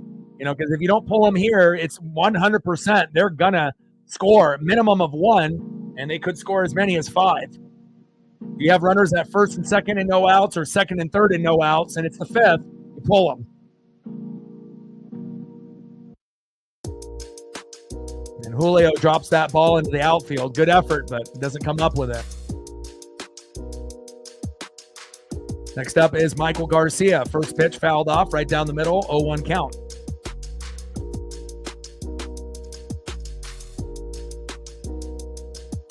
Oh, 1 pitch, takes a strike looking low and away. No balls and 2 strikes to Michael Garcia. Top of the fifth, 3-1 Royals. Emerson has got himself into 3 separate jams, the first, the second, and now in the 5th. And we should probably be down by more than 2 runs at this point. Randy Arozarena with a solo dinger to at least get us on the board, so we feel somewhat content with not sitting at a 0, but we've got a long ways to go. 0-2 pitch, fouled off right down the middle by Garcia. No balls and 2 strikes with runners at second and third and no outs. We're going to need a miracle here to be able to hold them to scoring just one.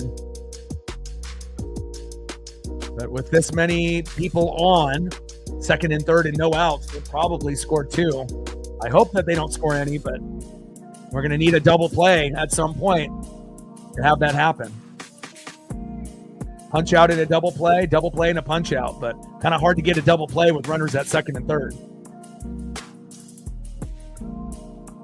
1 ball and 2 strikes from Hancock to Garcia. Come on, M. Dig deep, Emerson. Top of the 5th. 3-1 Royals. It's in play, and Garcia grounds out to the catcher. Thank God. There we go. 1 away.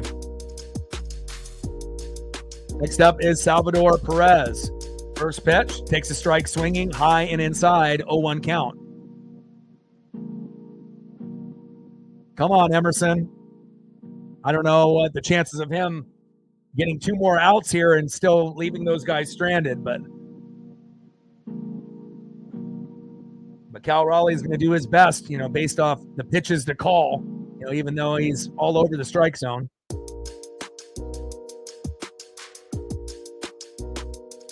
Come on, Mariners. Trident's up, baby. Let's go.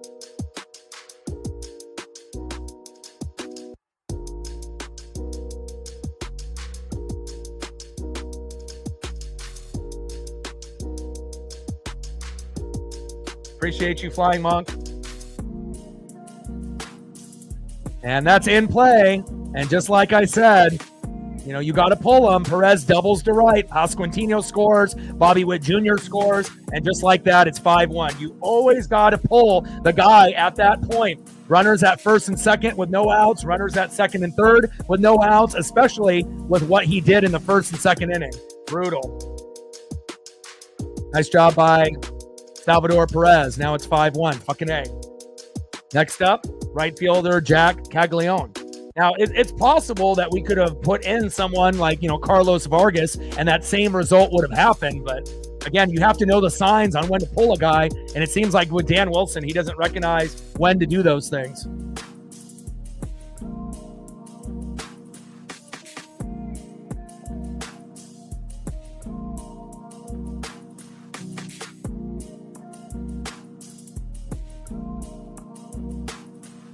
Flying Monk with a tenner. Appreciate you. First pitch to Lofton. High and away. 1-0 count. Stacks on stacks. Racks on racks with a little cactus jack. Bang, bang. Let me know what you want to do photo-wise, and I got you. Appreciate you. And that is for the Randy Arozarena home run. 2-0 pitch. Fouled off. High and inside. 2 balls and 1 strike with a runner at second and 2 outs. 5-1 Royals lead. And I feel like, in those certain moments, if you end up pulling the pitcher, you have a better chance of keeping the game close.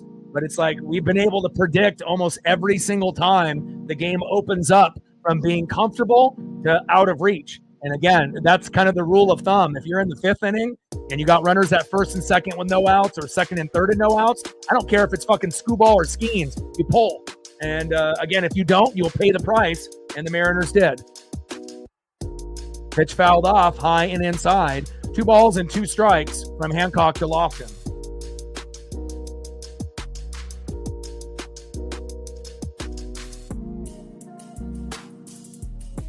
I got you.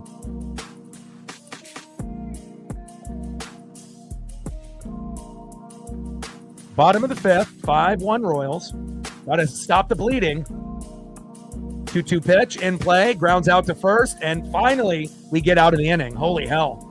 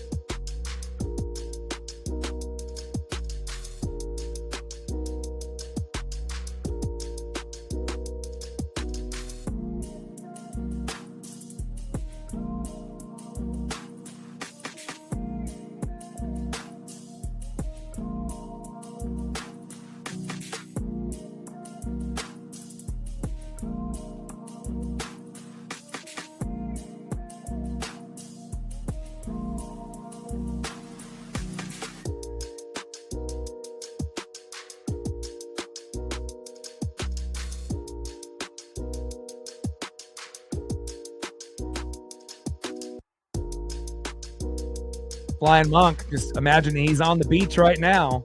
I see you.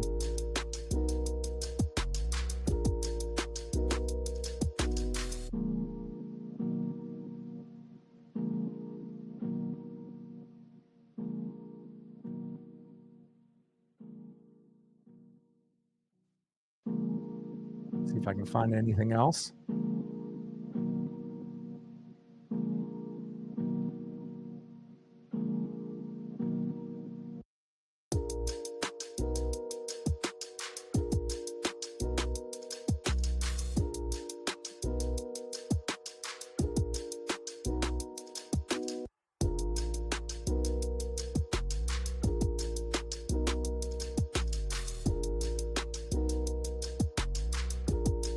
Looks like nothing else out of the photos are coming up besides really those main ones there. Appreciate you.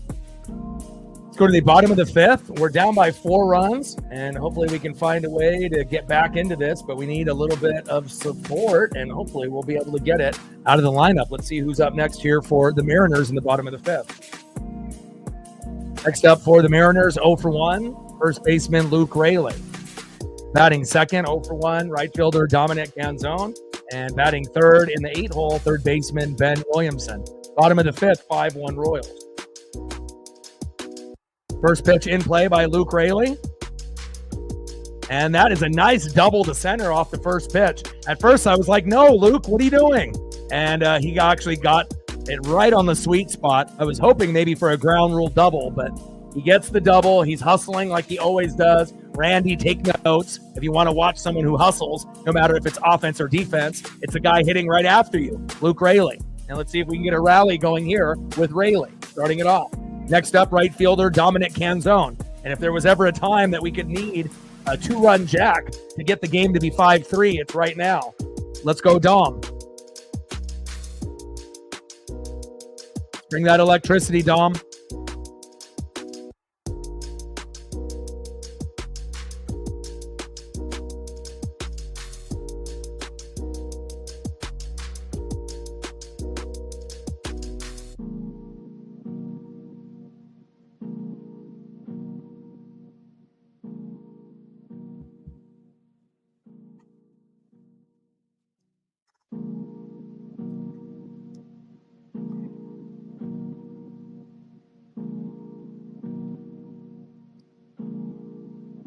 Jaden always be negative. Sorry, bro. I don't need the extra negativity. You know, you got to be able to bring some positivity to the stream, not negative comments every single day. Bottom of the fifth, 5-1 Royals. Runner at second. Dominic Canzone in the box. Let's go, Dom.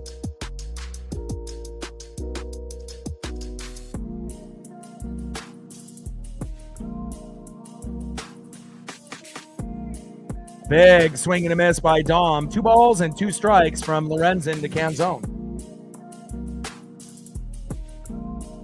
I mean, being a fan of the Mariners or any team in the Pacific Northwest, it's not for the light of heart. You know, you have to be mentally strong and mentally tough, you know, and most people aren't, you know, and they don't have the patience that you would need to be a Pacific Northwest fan. As Canzone grounds out to first, Raley putting on those jets and getting to third. And we have 1 out. Let's go. Next up is Ben Williamson. Let's see if Ben can get an RBI single to make it 5-2. Let's go, Big Ben. First pitch, low and away. 1-0 count. And maybe we can get Michael Lorenzen to have a fucking epic meltdown like Hancock has had 3 out of the first 5 innings. And we can get caught up a little bit closer in this matchup. 1-0 pitch. Fouled off. Right at the hips. 1 ball and 1 strike.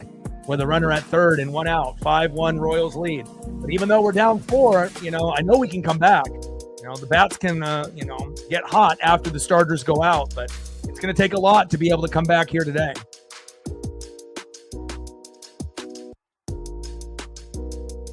Yeah, I mean, the pen is exhausted. You know, again, we can't have Brash and Munoz and Bazardo, you know, our 3 main guys. You know, obviously Munoz the closer, and our top 2 guys in the pen, Brash 1, Bazardo 2. They don't even play every day, so that means that we're going to be stuck, you know, with guys like, you know, Thornton, Legomina, Vargas, Pop, Snyder when he comes back off the IL, and you know that can be a disaster sometimes.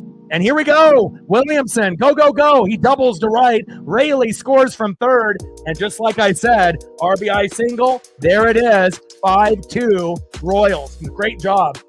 There we go. Nice job by Big Ben. And let's see if we can get another one here with Cole Young. He had 3 hits yesterday. There's one of the best games that he had in his early MLB career. Already has a hit today. And I think he might be able to get another one here. Great double by Williamson, sliding in head first and being safe. And let's see if Cole can get a single or double and knock him in to make it 5-3. Trident's up. Let's go, M's. Let's go, Cole. Bring that electricity. And you can tell, with Cole Young and Ben Williamson, their body language, they're starting to get a little bit more comfortable and confident. This is not AAA and the Tacoma Rainiers. This is not single A, high A, double A. This is the big leagues. And, again, there's always going to be a lot of hype because we have the #1 farm system in MLB. But even with that being said, it's going to take time for some of these guys to adjust to the pro game.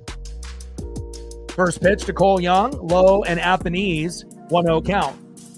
And they're having a mound visit now, trying to decide on where they're going to go. But, even as bad as Emerson Hancock has looked, the bats have started to kind of turn a corner, and it really all started with that sweep against the Guardians, and then we didn't do that well against the Red Sox, but then we won 2 out of 3 at Wrigley, and it really showcased, that we can do this.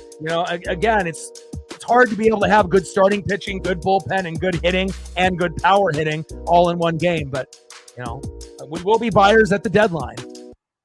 2-0 pitch. Fouls it off right down the middle. 2 balls and 1 strike from Lorenzen to Young. Come on, Cole. Let's go, baby. We're at 60 likes, 40 more to go to hit the goal. Let's go, baby.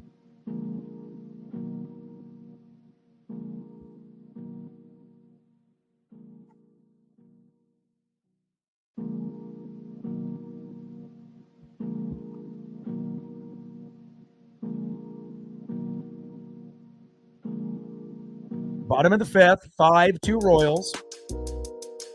Lorenzen on the mound. You can tell he's starting to get a little fatigued. And hopefully Young can get a hit here. Let's go, Cole. And Cole gets a hit, but flies out to left. Williamson tags up, though, from second and gets to third. Nice job, Cole. Even though it wasn't a base hit, at least you moved the runner over, and that's essential. Okay, here we go. We got another RBI opportunity to cut into this lead. JP gets a single. It's 5-3. JP hits a home run. It's 5-4. And then we really have the momentum. And JP is overdue. I don't think he's homered since Father's Day. So I don't know if he'll be able to do it today, but this would be a great time to get us back in the game. Let's go, JP. Bring that electricity.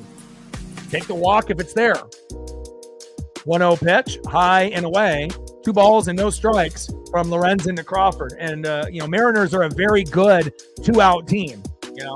That wasn't really the case the last 3 years prior to this season. But we can really go on these monster rallies with 2 outs like it's nothing.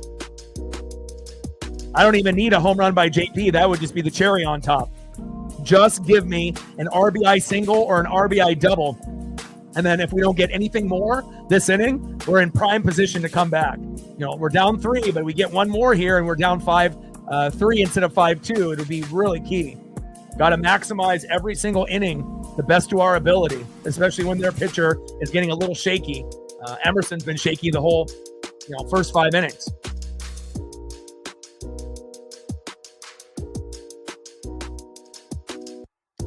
Two-one pitch, fouled off. High and away, 2 balls and 2 strikes to JP Crawford. We got a runner at third, Ben Williamson. Let's not leave him stranded. Knock him in. Come on, JP. And obviously JP on the road wasn't that good. And here it is, JP Crawford. You ask and you shall receive. He singles the left and he brings in Big Ben from third. You ask and you get. 5-3 Royals. And my ESP is on point, baby. Let's go. Let's go.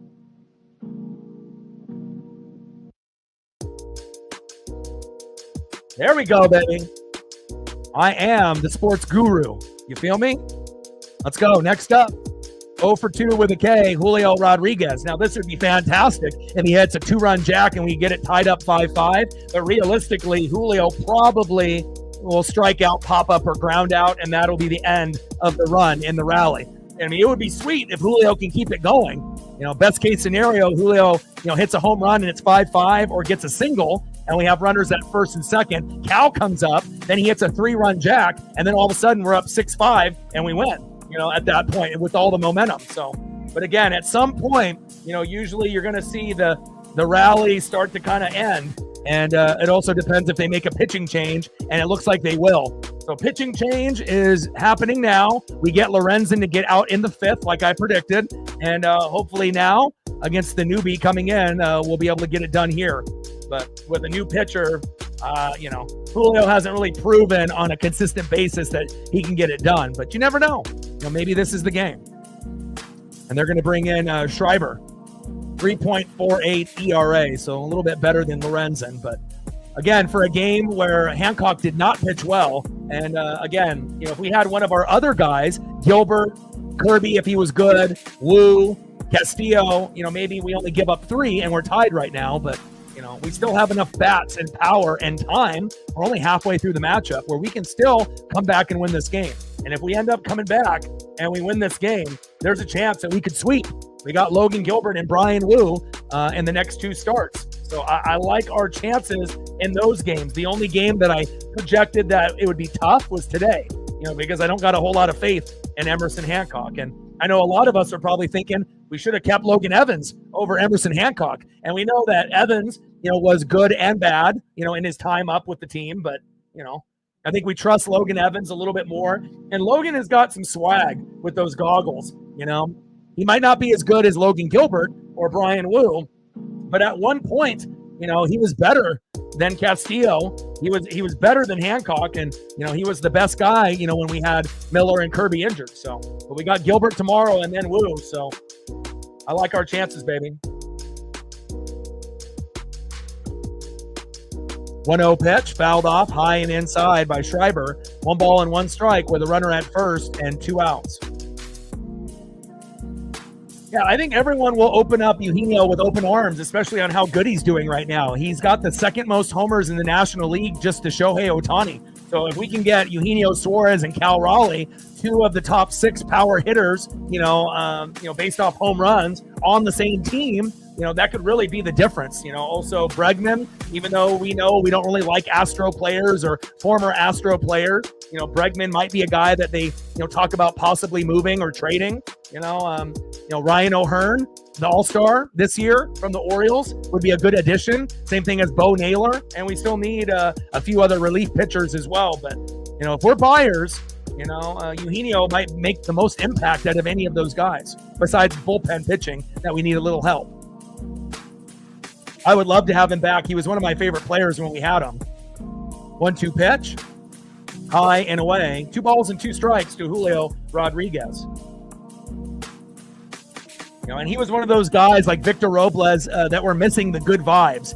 When things got tough, you could always look to those guys, in the dugout, pre-game, post-game, during the game, and they were always, with a smile on their face.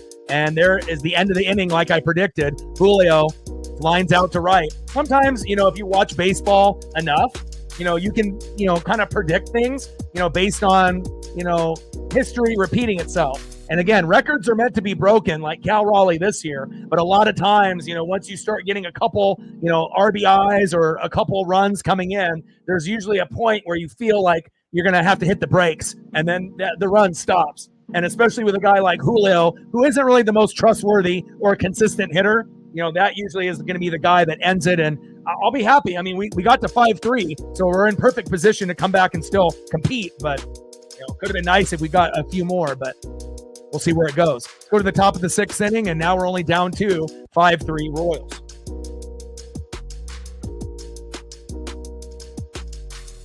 Oh, yeah, Mason Miller. He's insane. There's not very many guys that even can pitch over 100 lately. Starting pitcher or, closer.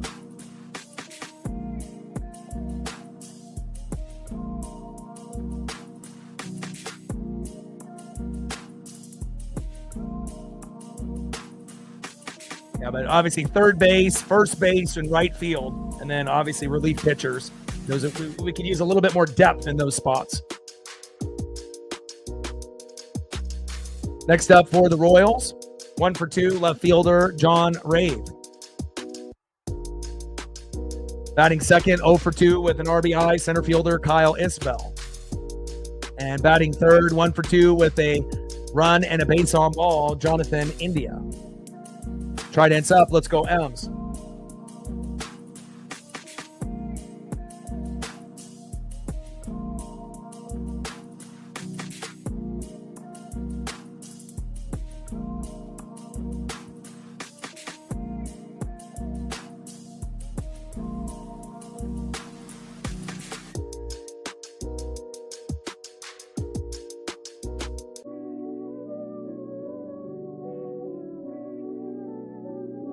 First pitch to Rave from Hancock. Takes a strike looking right down the middle, 0-1 count.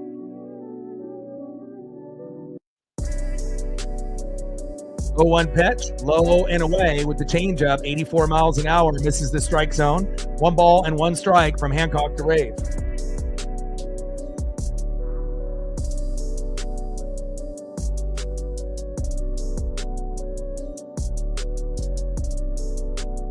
Rave flies out to center on the 1-1 pitch. 1 away. I don't really think it has to do with Julio being fatigued. He's just not a patient hitter. And again, you could give Julio 3 days off and then have that same situation happen and have the same result. It's really about consistency and being able to adjust. And unfortunately, we haven't really seen Julio make those proper adjustments in these first 3-4 years of his early career.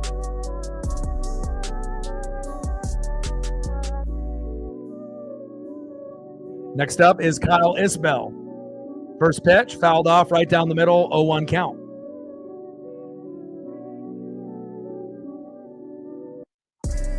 Oh, 1 pitch, takes a strike looking on the line, behind the count. No balls and 2 strikes with nobody on and 1 out. Top of the 6th inning, 5-3, Royals lead. Yeah, Flying Monk, I wouldn't want anybody, obviously on Astros, like Alvarez, I know ended up going back to the IL, after, hurting his hand.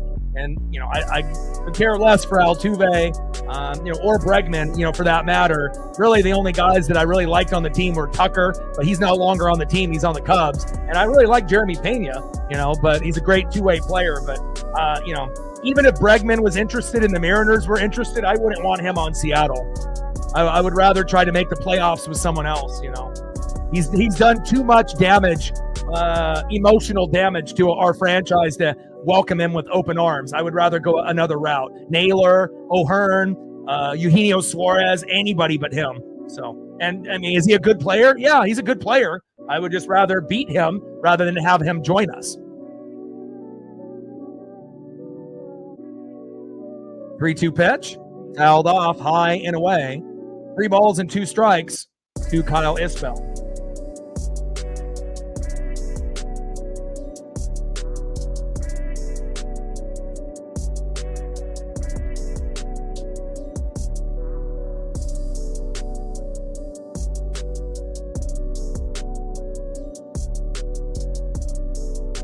Three-two pitch and grounded out to second. 2 away.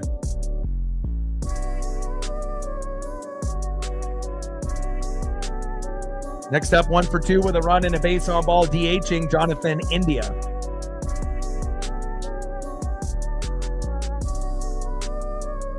Because the thing is if we would have waited, they were still going to have him be a part of this team. First pitch in play, and he gets hit by the pitch, Jonathan India, as he goes to first.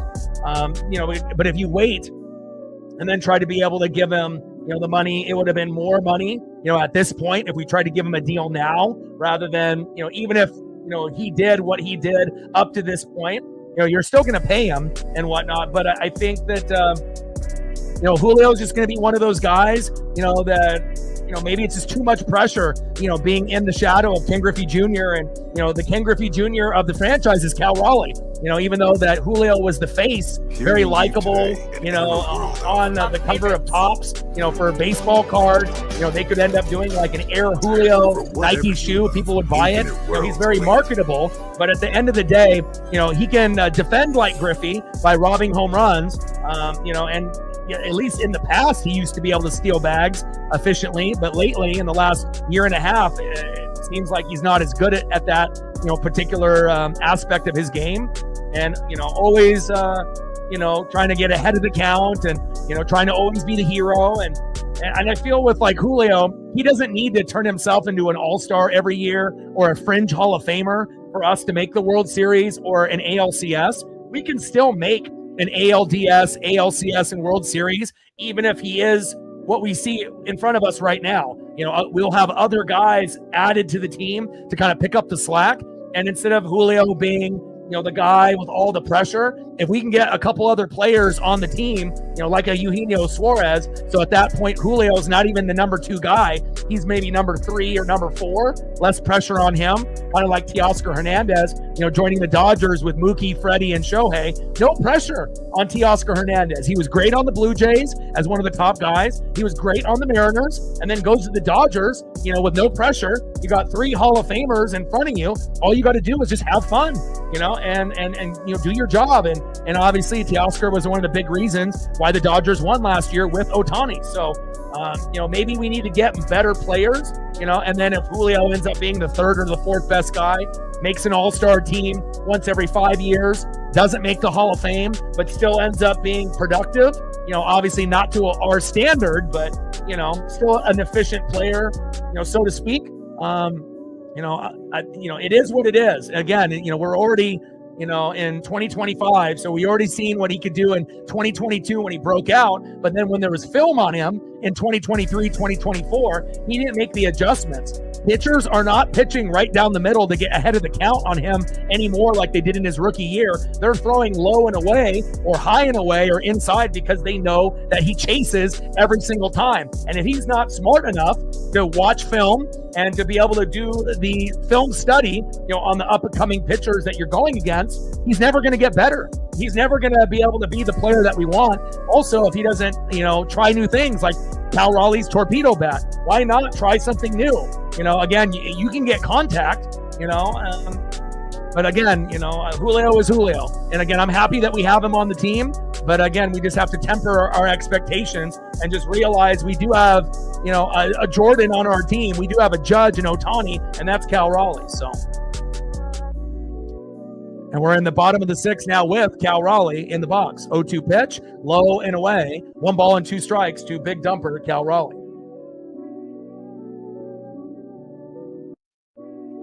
Yeah, and it's not only the big contract, it's playing the same position as Ken Griffey Jr. and having that weight on his shoulders, being so marketable, having all of these endorsements, and then not really, last year he sucked because of the girlfriend breakup. I really think that fucked him up, and anytime you end up, having a situation where, if your girlfriend cheats on you or you would break up, and a lot of people act like, oh, it's no big deal, but it's not like, Julio is going to be this guy that's going to be hitting the clubs up, trying to find someone new, and it can do some emotional damage. And I'm about to have some emotional damage here. 2-2 pitch, big swing and a miss. Down goes Cal Raleigh, 1 away.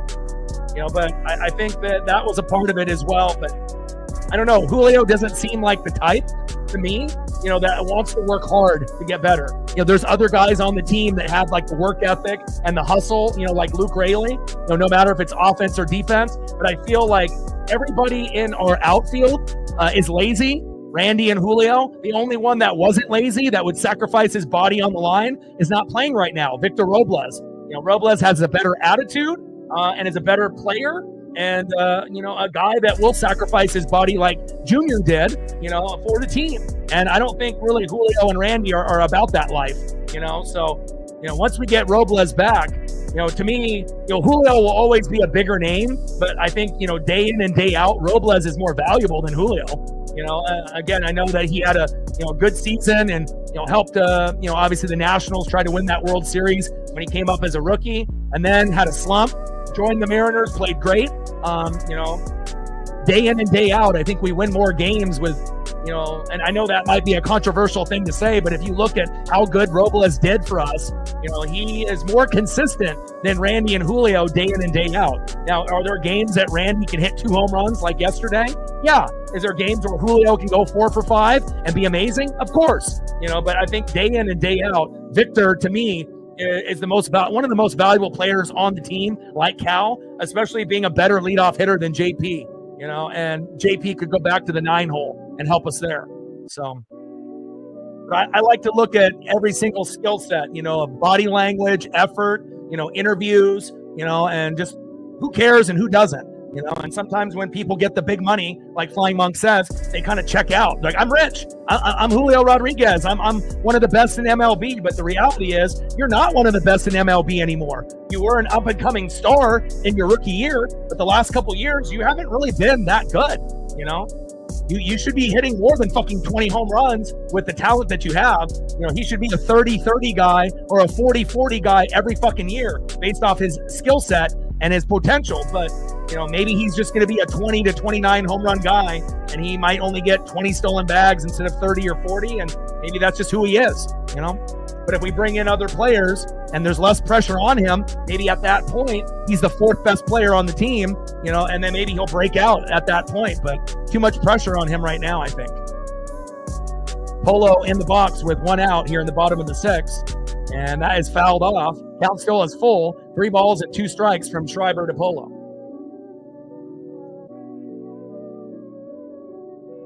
All right, take care, Megan.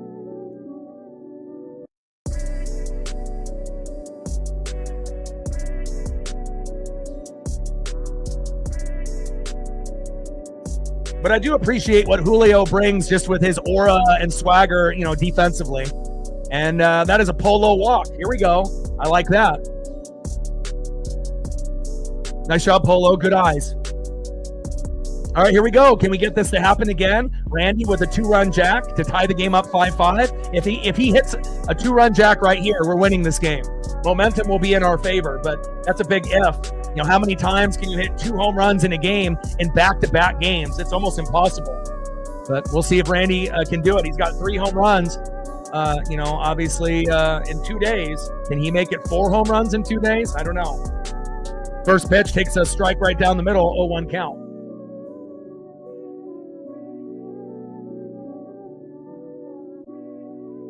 Come on, Randy. In play. And there we go. Nice single to center. I'll take that.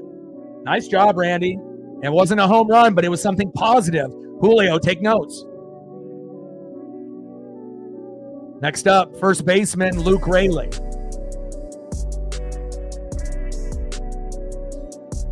One for 2 with a run. Now with runners at first and second with 1 out.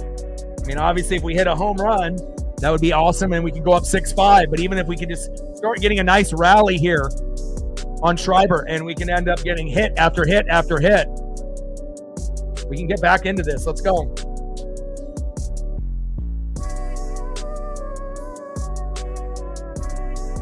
Yeah. But, even if he ends up not being an all-star every year and he only makes a couple all-star games in 15 to 20 years, I still think that we can end up hitting our goals, even if that is who he is. Because we're going to add more players around him. Because think about it, if Gino comes to the team, he's going to be more consistent than Julio. So then that's less pressure there. And then if we end up bringing in like O'Hearn or Naylor, then all of a sudden Julio's not the number 2 guy behind Cal. He'll probably be the 4th guy, like Teoscar Hernandez on the Dodgers with Mookie, Freddie, and Shohei. So when that happens, and we get better players on the team that, take the pressure off, maybe then we finally start to see the, Julio that we want. But, like I said, I got a lot of Julio merch. It's like I don't buy stuff of him, if I didn't think that he could end up, getting better and whatnot. But based on what he did in his rookie year and then 2023, 2024, and this year, you kind of see a pattern.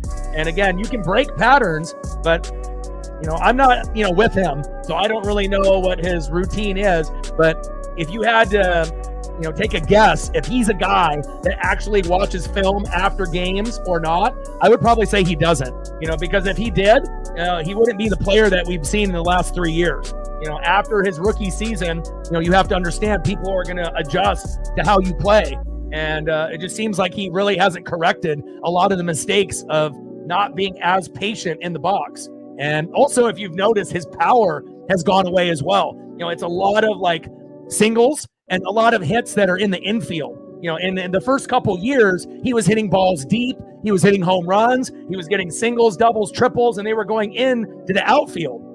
Now you're getting that, you know, once every couple games, but you're not getting it on the same rate, you know, that you were getting it early on, because pitchers have figured him out. Not only starting pitching, but bullpen guys know that Julio will fucking swing at fucking anything, right? So, but we just have to be happy that Cal is, you know, the face of the franchise now, which might be a little bit of a gut punch for Julio. But, you know, again, you have to be happy that you have someone to take that pressure off of you. And it's better that Cal is the guy, because he can actually handle it. He is a true leader for the team. Julio, not so much. You know, Julio isn't really a leader. He's just a guy on the team. You know, Cal is the leader. And, you know, deservingly so, the best player on the team as well. All right, Donovan Solano pinch hitting. Let's go. And remember, Julio has the ability to get hot. 0-1 pitch in play and double play. Damn it, Solano. And there ends the inning there for the Mariners. Let's go to the top of the seventh. And we're down by 2. It was just a really long drive. Let's see who's up next here. We've hit into 2 double plays today. Hopefully we get one back on our end.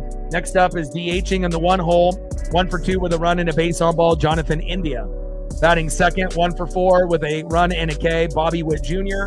And batting third, 1 for 2 with a run and a base on ball, first baseman Vinny Pasquantino. Trident's up. Let's go M's.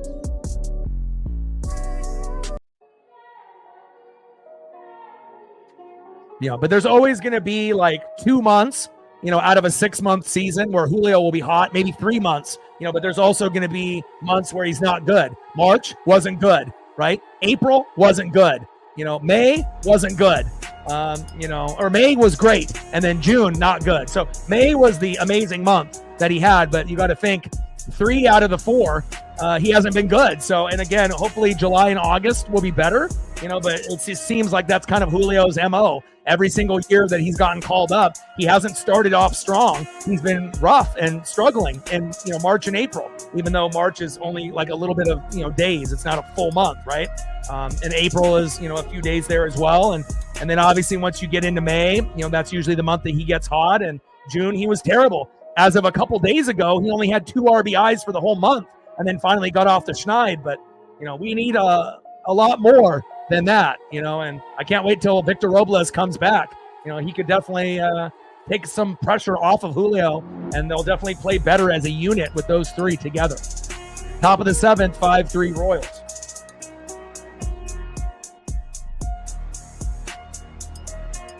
Yeah, absolutely. I 100% agree with you. Seitzer as well, and Ichiro. You know, it's those 3 that they're working with them: Edgar, Seitzer, and Ichiro. But what would be even better is if he actually watched film with those guys. You know, like actually took the time out of his own schedule and asked to work, you know, personally and watch film, like with Edgar, with Seitzer, with Ichiro, and have them, you know, circle or point out, like on the iPad, like what I'm doing right, what am I doing wrong, you know, and actually putting in that work. And I think if Julio were to do that, then his career would turn around, and then he could end up being a guy that could be hitting, you know, 280 to 300, you know, more times than not. But, you know, hopefully he will play, you know, 15 plus years, and eventually he'll figure it out, hopefully. All right, we got Bizzardo in the game now against Pasquantino. 0-2 pitch, low and at the knees. 1 ball and 2 strikes from Bizzardo to Pasquantino. And Bizzardo has been fucking amazing. Remember how he used to be one of the worst bullpen guys last year with Taylor Saucedo? He is the most improved bullpen player that we have in a long fucking time. And it also shows you how good Matt Brash has been for us this year. One of the best guys in the pen, not just for the Mariners, but overall in MLB. If Brash was healthy last year and didn't have Tommy John, we would have made the playoffs last year. Having a Matt Brash wins you 5 to 10 games extra, if not more. He's that fucking good. Pitch fouled off. 1 ball and 2 strikes from Bizzardo to Pasquantino. Let's go, Edward.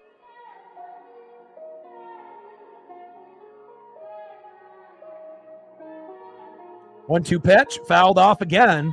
That splitter, 1 ball and 2 strikes to Vinny Pasquantino. Let's go, Bizzardo.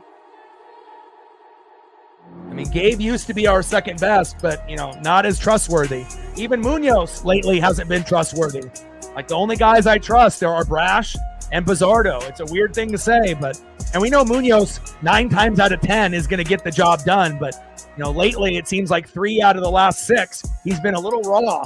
And again, we don't want to lose a game because of Munoz. That's the last thing that should be on our minds. And he lost, the game for us last time he was out there. So. And that's the problem when you don't have a guy that plays every day, that you only see him like once a week. It's a lot of pressure. Shohei. Nice. Trying to catch up. And Pasquantino lines out to right. There we go. 1 away. It's just cool to be able to be in the conversation with Judge and Ohtani, and now we have a Cal Raleigh that is getting this like global recognition, and it feels good. I'd rather it be Cal than Julio. Next up is Michael Garcia. First pitch, low and away, 1-0 count. We're in the top of the 7th. We're down 2. The game is still in reach, and we'll see who ends up stepping up for the Mariners to be a hero. 1-0 pitch, high and inside, takes a strike looking. 1 ball and 1 strike to Michael Garcia. Absolutely. I mean, you got to think Ichiro was a professional in Japan, for like 7 or 8 years. Can you imagine if Ichiro came over, when he was 18, 19, 20, instead of coming over until his late 20s, and then still ended up being a Hall of Famer, and it would have ended up being the all-time MLB hits leader over Pete Rose if he would have came over when he was 17, 18, 19, straight out of Japan. And, the guy is insanely good, for anyone that can, hit 250, 262 hits in a season. It's like very, very special player offensively and defensively, and that kind of paved the way for guys like Shohei Ohtani now. Top of the 7th with 2 outs, 5-3 lead by the Royals. First pitch from Bizzardo to Salvador Perez, low and away with that sinker, 1-0 count. But yeah, we definitely were very, very spoiled.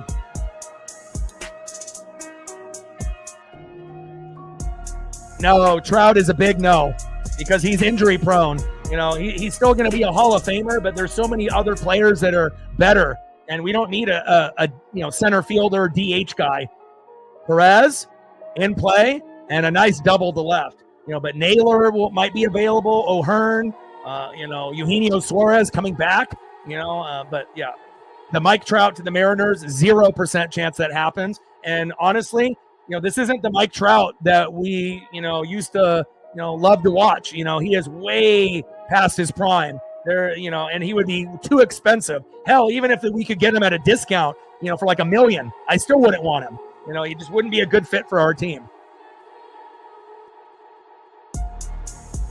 And first pitch, and Caglione lines out to first, and that is out number 3. Nice job by Bizzardo by not giving up anything after that nice hit by Salvador Perez. Let's go to the bottom of the 7th inning, and let's tie this fucking game up. Let's go.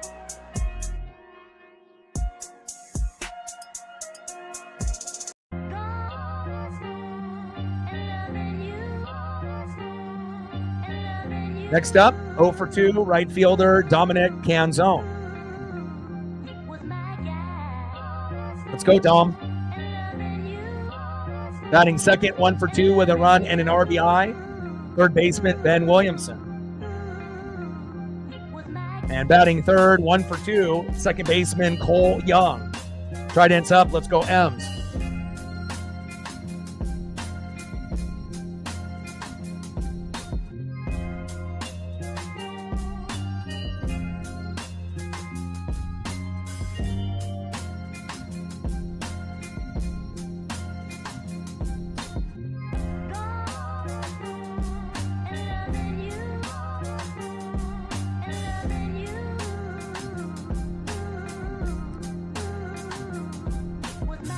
All right, 35 more likes to get to the goal of 100. Like, sub, donate, comment, share. If you haven't smashed that like button yet, please do. Help us hit our goal of 100 likes and 100 on the Dono train. We still got a little bit of ways to go on the Dono train part, but again, we still got time in this matchup to get there. We're going to the bottom of the 7th inning. Mariners down by 2, but we're definitely in reach. Let's go. And we're at 12, 88 to go on the Dono train. Let them know.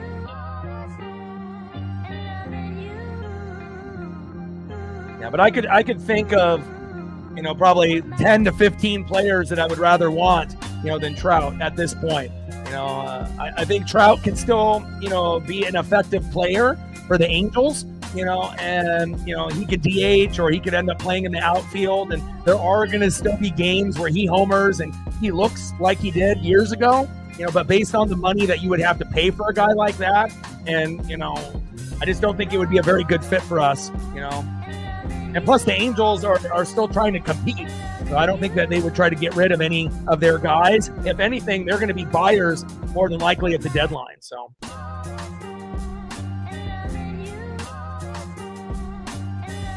All right, Dylan Moore getting a chance to do something. I don't know if that's good or not. Bottom of the 7th, 5-3 Royals.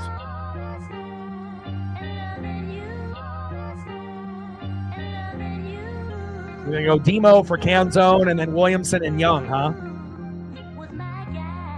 Send Dylan Moore down to AAA for Harry Ford. I've seen enough. First pitch, takes a strike looking, 0-1 count. Zerpa on the mound, Demo in the box. 0-1 pitch, high and away, 1 ball and 1 strike from Zerpa to Demo. 1-1 pitch, high and inside, tries to jam the hitter, he doesn't bite, 2 balls and 1 strike to Dylan Moore. Come on, Demo. 2-1 pitch, low and at the knees, 3 balls and 1 strike to Dylan Moore. And for God's sakes, Demo, take the fucking walk. Again, you've been striking out so fucking often. Like, put yourself in a position to actually help the team instead of hurt the team and be a liability. And realistically, he'll probably strike out. 3-1 pitch, big swing and a miss. I don't know what he was doing there. Count now is full, 3 balls and 2 strikes from Zerpa to Demo.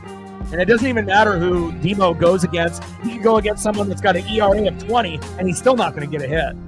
Crazy to say that, too, because he had 8 home runs early in the year, but hasn't done anything in like 2 months.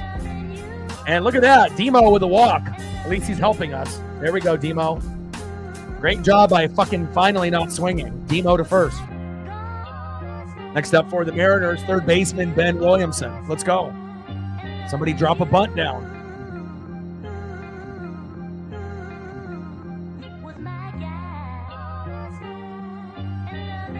Come on, Ben. And hopefully we can get the kids, the young guns, Williamson and Young, to get on, and they might be able to tie this game up. And obviously we know Williamson and Young are singles hitters. They're not going to hit homers. They're both going to probably end the season with 5 home runs or less. But again, if they can just be consistent and get hits, and then that can carry over to JP while we wait for Robles to get, healthy, which may or may not happen. But you want to have that productive bottom end of the order that leads up to the top. First pitch, high and inside. Zerpa, a little wild, 1-0 count. Maybe this is the meltdown that we need from Zerpa to tie the game up here in the 7th.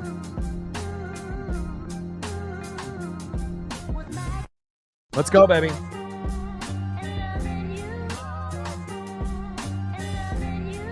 1-0 pitch, low and at the knees. 2 balls and no strikes from Zerpa to Williamson. And again, if Williamson and Cole Young are just patient, which is the opposite of Julio, these guys can get on with walks and we can have bases loaded for JP. And maybe some magic can happen. Or one of them might be able to get a hit. But again, if it's 3-0 or 3-1, be smart and stop trying to be the hero, Demo. Take the walk. And he finally got a walk to go in his favor, like the first time in fucking months. And now we got a 3-0 count to Williamson. Zerpa is having a meltdown. Continue having the meltdown, Zerpa. This 5-3 game can be 5-5 in a matter of a couple batters here. And I wouldn't say that if I didn't believe it. But again, it really depends on how many 3-0 counts that we can get. 3-0 pitch, takes a strike looking right down the middle, which is pretty common. And then usually the next pitch is going to be the pitch that ends up bringing the walk. Unless he's lucky enough to get 2 pitches back-to-back in the strike zone, and then he fouls off the next one. And then it's 3-2, and then the pitcher is back in control. But there it is. Pitch high, and Ben does not bite, and another walk.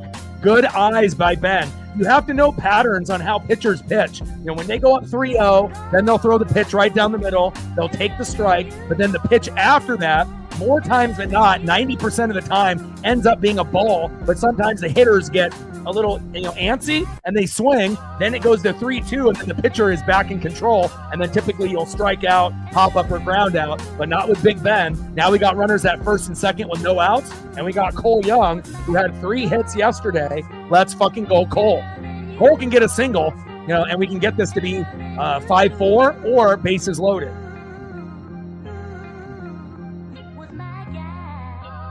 Zerpa having a meltdown, baby. And it shows you all you need is one pitcher to have a meltdown like Zach Pop did for us, right? And boom, you're right back into the game. And now the Royals manager and pitching coach, they're all going to go out there, but keep fucking Zerpa out there. But Zerpa's day's done. They say, we've seen enough of you, bum. I was hoping Zerpa would finish, Dan Wilson lets the guys go out there no matter what happens. Why not them?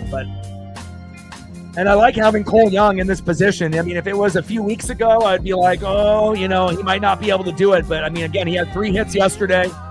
He's got a hit today.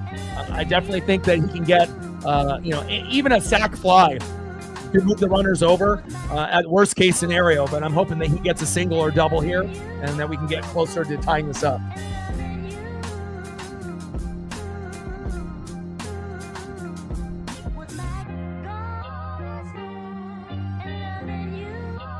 It's all good, Flying Monk. Not dongs, dingers. You're still good in my book, my guy.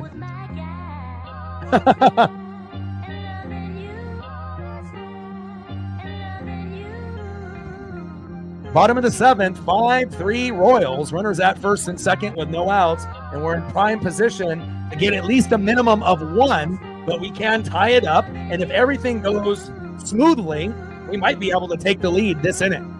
And if we do that and we're up 6-5, we're not looking back. And we're going to win the game. And again, we got Logan Gilbert and Brian Wu on the mound in the next 2 starts. So if we win today, we might have a chance to sweep. So, yeah, but we're still a little too early to be talking about that. But I thought going into the series, we could win 3 out of 4, 2 out of 3 against the Pirates. And if we win the first 2, we might be able to sweep them as well. And they're going to bring Ursag in. First pitch, high and away. And he's just as bad as Zerpa. Zerpa. 1-0 pitch. Low and away. And Ursag is just as bad. 2-0 count. Let's go. I mean, if they keep having these meltdowns and they can't hit the strike zone like Emerson Hancock at the beginning of the game, this is just playing right into the Mariners' hands. 2-0 pitch. 3-0 count. Here we go. What are the chances of having 2 pitchers have a meltdown back-to-back? Here we go.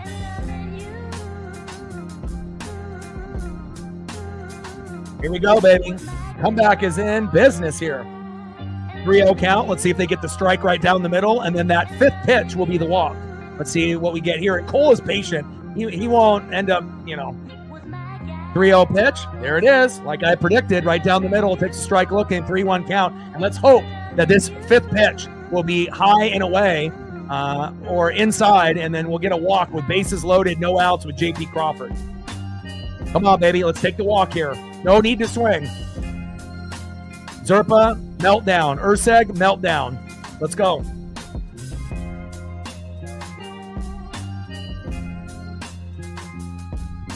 You got to know when to hold them, know when to fold them. And he swings. Connect. And that's why you don't swing. He grounds out into the double play. So you wanted the green light. But no, you don't want the green light, especially in that kind of position there. And then now, instead of getting 1 to 2 runs or 3 runs, now we might not get any. Tough break there for Cole. Shouldn't have swung. You got to be smarter, but he's a rookie. He'll learn about that particular, situation in the future and learn not to swing there. Next up is J.P. Crawford. First pitch, fouls it off right down the middle, 0-1 count. Come on, J.P.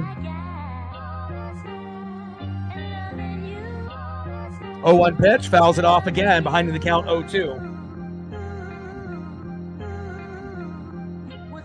I mean, I watch this team, from beginning to end, every pitch, every game, so it's like I can kind of tell body language and tendencies and whatnot. I pick up on things a little bit faster than some other individuals, even if others are watching, games on the daily.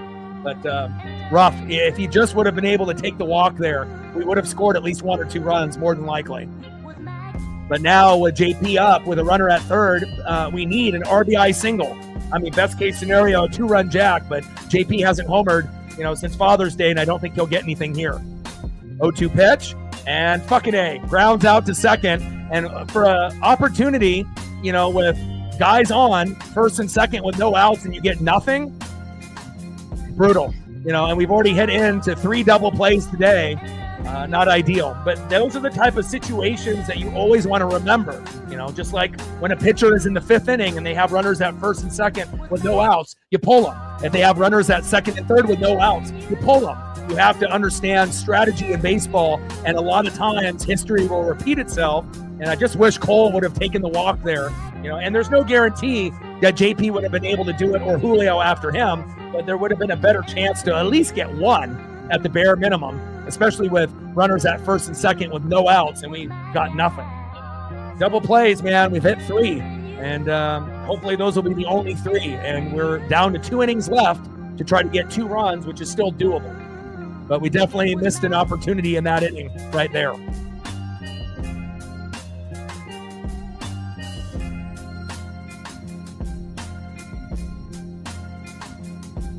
Next up for the Royals, 1 for 3, second baseman with an RBI and a run, Nick Lofton.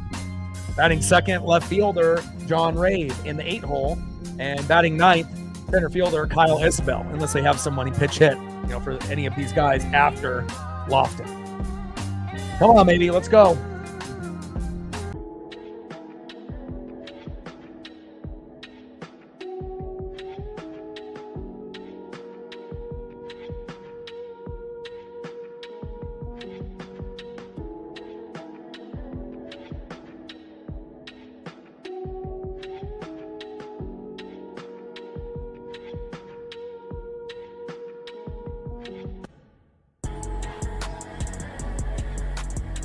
And now making his MLB debut, I don't know if I agree with this.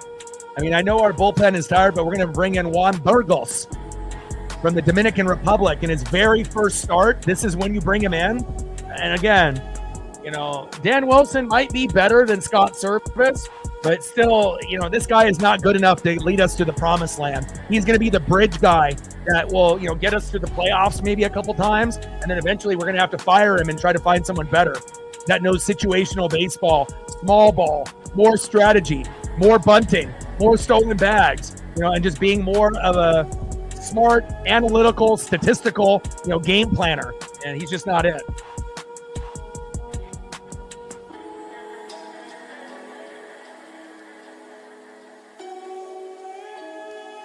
Yeah, and there's always going to be a time and a place to have the green light, but in a situation like that, when a pitcher is that off, you don't, want to swing because he hasn't been able to hit the plate. Now, if he was right down the middle, and then that if you swing, you might be able to connect. But when you're getting 3 balls all over the strike zone and not even in the zone, that's the reason why he shouldn't have swung it all at that at-bat. And if you end up getting punched out looking, so be it. But, you have to be able to, kind of dictate what you're getting at you, and if that guy can't hit the strike zone like Zerpa, and then you get it with the next guy and you're up 3-0, and you got guys on base, the last thing that you want is to hit into a double play, and that's exactly what happened. And hopefully Burgos here will be able to get it done.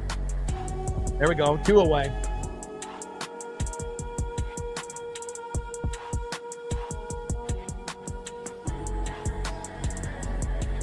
First pitch. Cutter for the ball, 1-0 count. 1-0 pitch. And Raid flies out to left, 2 away. So far, so good for Juan Burgos from the Dominican Republic. And hopefully this will be the last individual we see, center fielder Kyle Isbell. And hopefully Juan Burgos. Juanburgos. Just got the call up a few days ago, but this is the first time that we've actually seen him in action. And he actually can hit the strike zone, which is nice. Looks like he's kind of a power righty. And again, we already know how bad we've been in the pen. So anytime we can end up having a guy that actually does well in the pen, we're all for that. Michael in the building, what's good?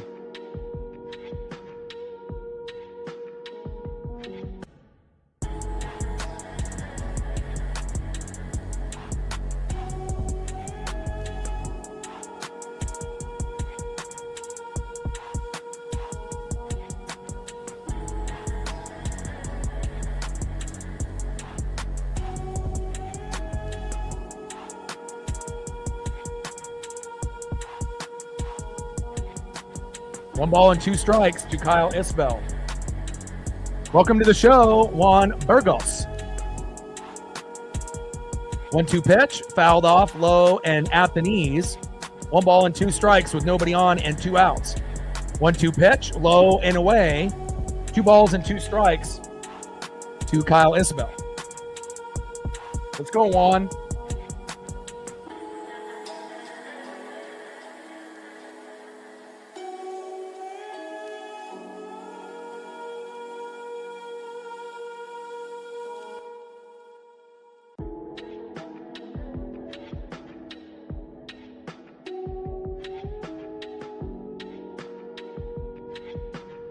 Two pitch, fouled off high and away. 2 balls and 2 strikes from Burgos to Isbell.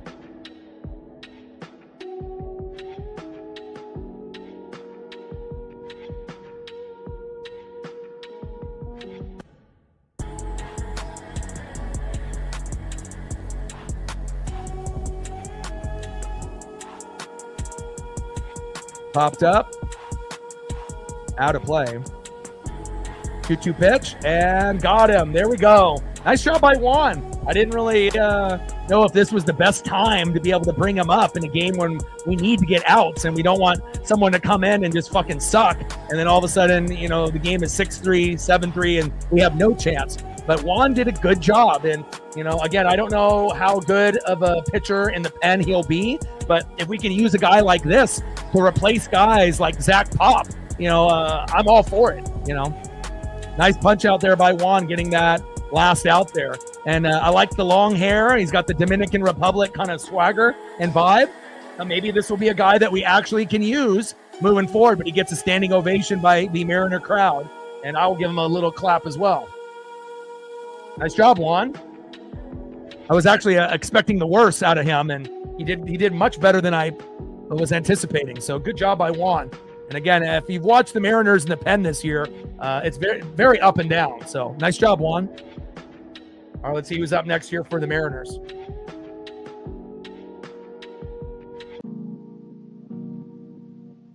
All right, Mariners, we're running out of time. All right, baby. 0 for 3 with a K. Do your job. All right, we're running out of time. All right, you're not the face of the franchise anymore. This guy is. But the bottom line, we still need you to produce. 0 for 3, make it 1 for 4, and maybe we come back and win. Julio Rodriguez. Batting second, big dumper, Cal Raleigh. Let's go, Cal. Singles, doubles, and maybe we'll get lucky enough if Julio can get a single. Maybe Cal can hit a 2-run jack, and we can tie this game up. And then batting third, I don't know if they'll have Polo still playing. He was DHing. Let me look. So it looks like they'll still go with Polo then. And he'll be batting third. 1 for 2. Let's go 2 for 3. But Julio and Cal are both 0 for 3. Something's got to give. Let's go, Julio. Let's go, Cal. Both of you guys can go 1 for 4, and everything is forgiven. Let's go. Trident's up. Let's go, M's. And we excel in the 7th, 8th, and 9th. Let's get it here.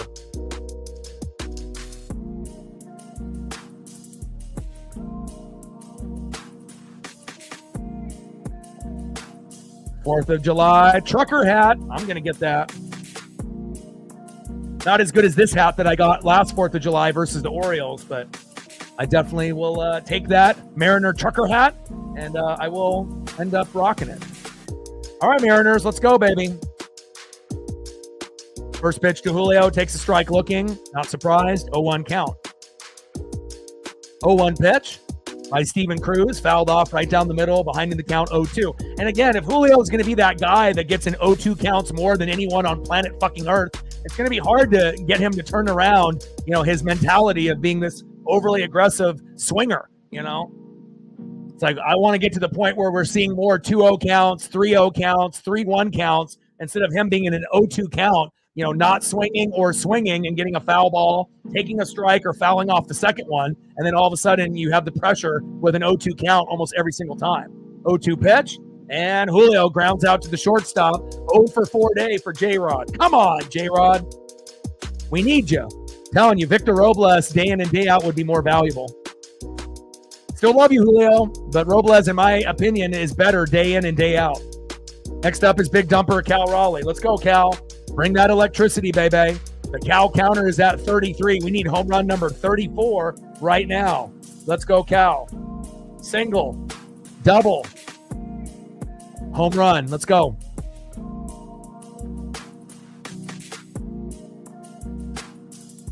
One pitch. Big swing and a miss, high and away. 1 ball and 2 strikes from Steven Cruz to Big Dumper Cal Raleigh. 33 home runs. Ohtani and Judge are creeping, though. They're at 30. They're closing the gap. 1-2 pitch. Big swing and a miss. And this is a very rare thing to see Julio and Cal both go 0 for 4. Hard to win games when you have your potentially 2 best players normally on offense, or 2, of the better. I don't know if really Julio is our number 2, but Cal is definitely our 1. But tough, man. Hard to win games when you have that happen. Down goes Cal. 2 away. All right, next up is Jorge Polanco. We're going to have Polo, Randy, and Luke be heroes today. First pitch to Jorge Polanco. Takes a strike looking. 0-1 count.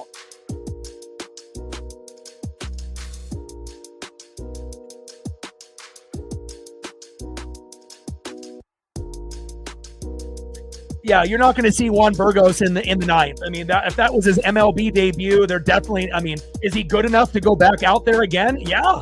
I mean, based on what we saw there in the 8th, he definitely is. But I would highly doubt that we're going to, have him. It'll be someone else that comes in. And down goes Polo, and that might have ended our chances of a comeback. Now we're going to really need, everything in the 9th, and we might have just run out of gas right there.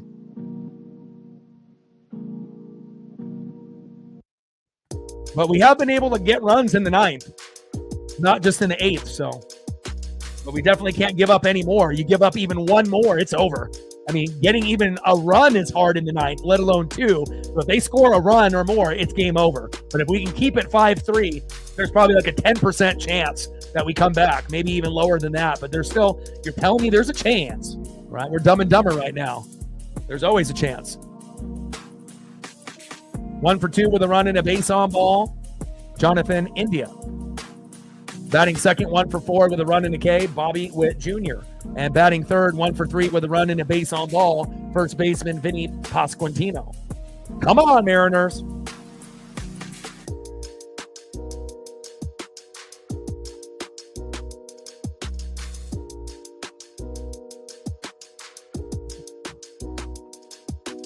Yeah, well, it's not only what Julio is doing. You also have to realize it's what the pitchers have adjusted. Pitchers watch film. Pitchers put in the work. Julio's not putting in the work.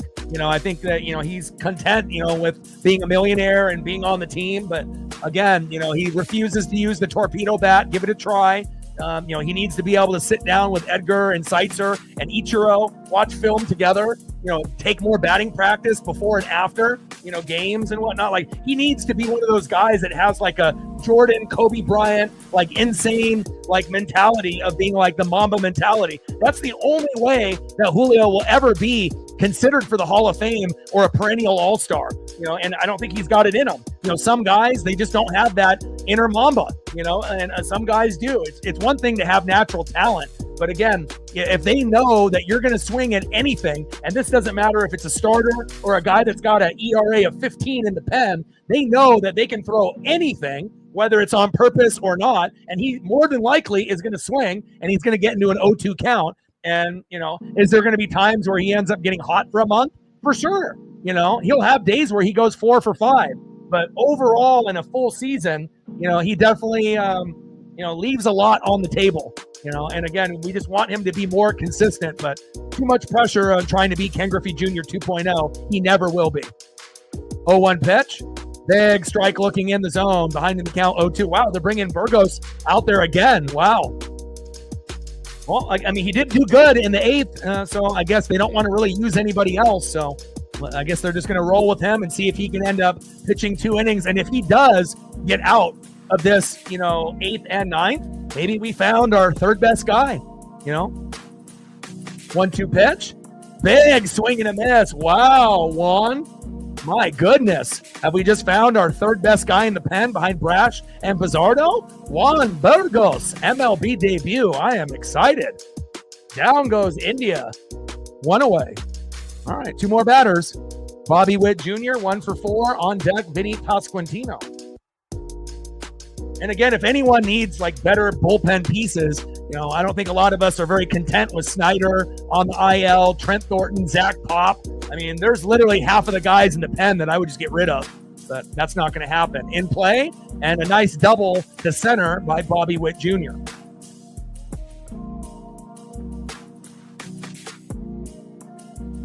Next up, first baseman, Vinny Pasquantino. And hopefully we can get a double play. A couple outs here and get out of this inning.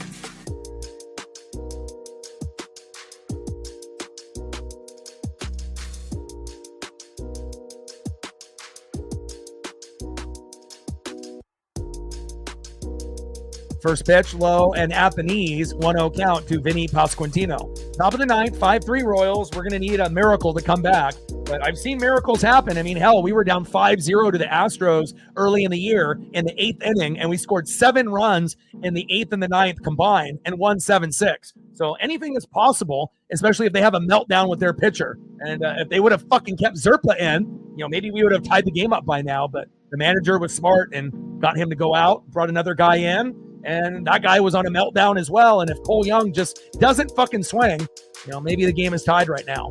1-0 pitch. And Bobby Witt Jr. steals third. Wow. I almost forgot what it's like to steal bags or bunt. The Mariners don't do either. Top of the ninth, 5-3 Royals. Runner at third, Bobby Witt Jr. with 1 out. Got to find a way here.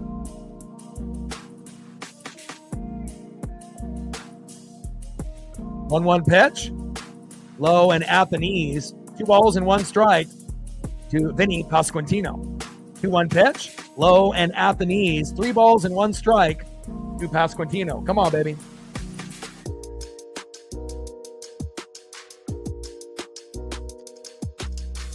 But I honestly think, once we get a chance to bring in a couple better players, and Julio doesn't have to think that he's the second best guy on the team and all the pressure. Like if we brought in Eugenio Suarez and Naylor, Julio would be the 4th at that point or 5th. No more pressure. And maybe that's what we need is better players on the team so there's less pressure on him to be the guy every night, or at least in his own head, that he thinks that he's got to be the guy every night.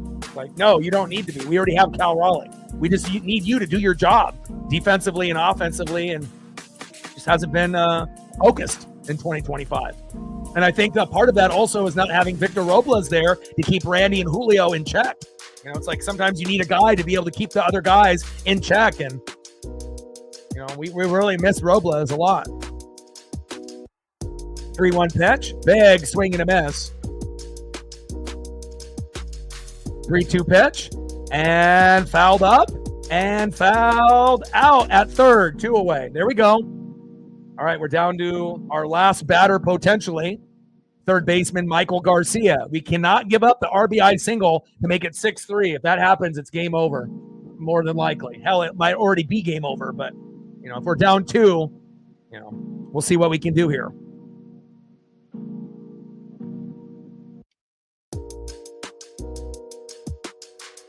All right, we're at 80 all day. You've done a great job. 20 more likes to be able to hit our number for 100. So if you are in the room and haven't smashed the like button yet, do your boy a solid. We need 20 more to hit that goal.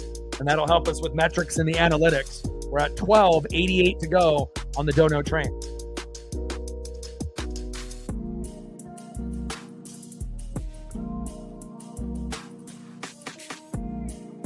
But overall, I like what I'm seeing from Juan. I like the long hair. He's got kind of the mullet. He's got the Dominican Republic swagger.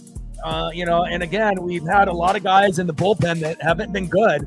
And this is kind of a bright spot for us in the pen. And, maybe he'll be our 3rd or 4th best guy. Maybe it'll be Brash, Bazardo, Burgos, and Spire. Even though Spire sometimes is a little shaky himself. I mean, we just need better, consistent players on the daily. Top of the ninth, runner at third with 2 outs, 5-3 Royals lead. Burgos making his MLB debut, pitched beautifully in the 8th, didn't give up anything, and now he's in here in the 9th, which is kind of crazy, but so far so good.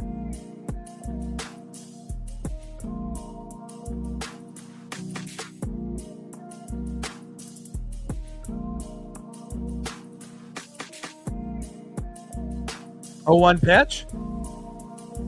Low and away. 1 ball and 1 strike with a runner at third and 2 outs. Bobby Witt Jr.'s got the speed to be able to score from third in a heartbeat. So 1-1 pitch, low and away. 2 balls and 1 strike from Burgos to Garcia.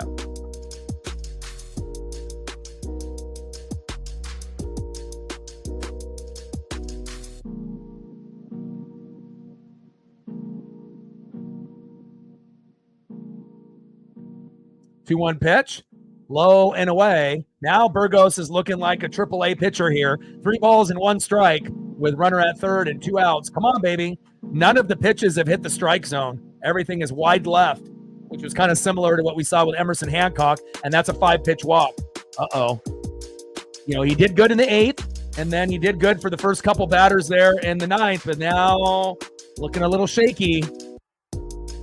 Now we got runners on the corners with 2 outs. And obviously, Salvador Perez, you know, he's always kind of a thorn in our side. Hopefully we can find a way to get him to strike out or pop up and we can end this game. Or at least end it for them. 2 for 4 with 2 RBIs. Runners on the corners at first and third. Salvador Perez in the box. And making his MLB debut for the pen for the Mariners, Juan Burgos. But he's got a little bit of swagger, you know. Hopefully we bring Logan Evans back up as well. We should swap Logan Evans for Emerson Hancock. I don't even know why we haven't done that yet, you know. And I know that Logan Evans sometimes is shaky too, but overall, I think if you ask the Mariner fan base, who would you rather want for the 5th guy if Bryce Miller is still hurt, right? And fuck, RBI single. This game is over. Perez singles to center, thorn in our side like he always is. Witt scores from third because he's fast as shit. 6-3 Royals. Fuck.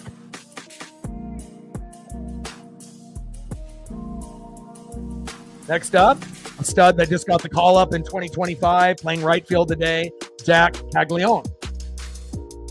And first pitch from Caglione, almost homers and gets out at center field with Julio there, but now we're down fucking 3. And that was the last thing that we fucking needed. All right, let's see who's up to see if we actually have a chance. All right, what do we got? We got Randy Rosarena. And he has a home run early in the game, 2 home runs yesterday, 2 for 3 with a run, RBI, and a K. And then we got Donovan Solano, who actually pinched hit on the last time that we had him up. So let's get the Donovan photo up.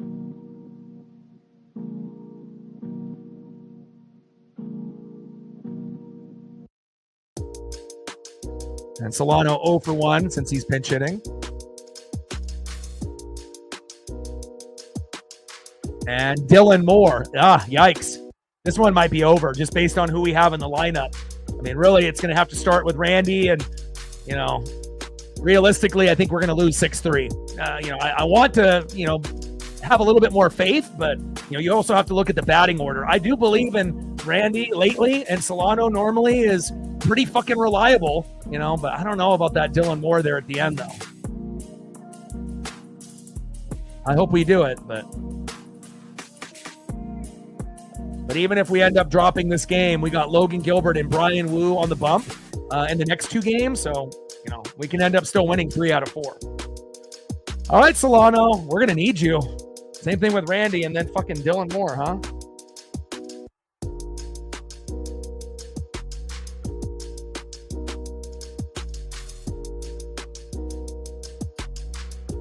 And also, you know, having Julio and Cal go 0 for 4 is another reason why we're more than likely going to lose. You can't go 0 for 4 with potentially your 2 best players and think that you're going to be able to compete on top of having a shitty performance from Emerson Hancock. So, but again, we'll be better tomorrow. You know, Logan Gilbert, you know, will have a good chance for 10 Ks. Brian Wu will go 6 innings, maybe 7. And, you know, lesson learned. We got the chance to see Burgos. He looked pretty good overall, even though he gave up that RBI late. But, we'll see where it goes.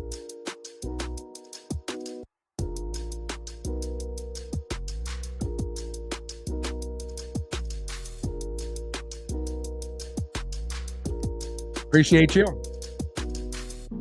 I've been doing this for a long time, 13 years. This is my 9th year on YouTube. Next year will be 14 years and my 10th year here on YouTube. So somebody's got to cover, baseball to make it fun. There's a lot of people that do streams for baseball, but I don't think they really make it fun, and entertaining. I feel that we have one of the best sports channels on YouTube, period, here. And, again, a lot of people do NFL, and it's an oversaturated market. NBA, NHL, MLB, NASCAR is kind of a niche market, and again, I just try to be able to make it as fun as possible, as well as being educational, and also no bias. We make sure that we root and congratulate the players, even if they're not on the Mariners.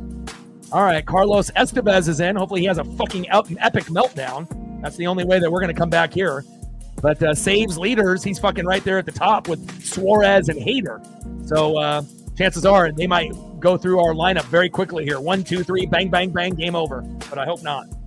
0-1 pitch in play, and Randy flies out to center. 1 away. All right, we're down to our last 2. Donovan Solano, he might be able to get a hit, but you're probably not going to get one here. You got to pray for a walk out of Demo. But just being in this position, down 3, I don't think Donovan will get a hit either. And normally I'm like, yeah, he'll get a hit. But in this particular situation, bottom of the 9th, down 3, he hasn't played. He wasn't a starter. This is only his second at-bat. I think it might just be 1, 2, 3, goodbye. 0-2 pitch, fouled off, low and away. No balls and 2 strikes with nobody on and 1 out. And Dylan Moore on deck. But again, I hope Solano gets on, because if he does, we'll have a chance to at least try to get one more run. But if he doesn't, I don't know what the chances of Demo being a hero. Not likely. 1-2 pitch, fouled off high and away. 1 ball and 2 strikes with nobody on and 1 out. 6-3 Royals lead. And we need a miracle here. But just based on where we're at in the batting order, I don't think it's going to happen.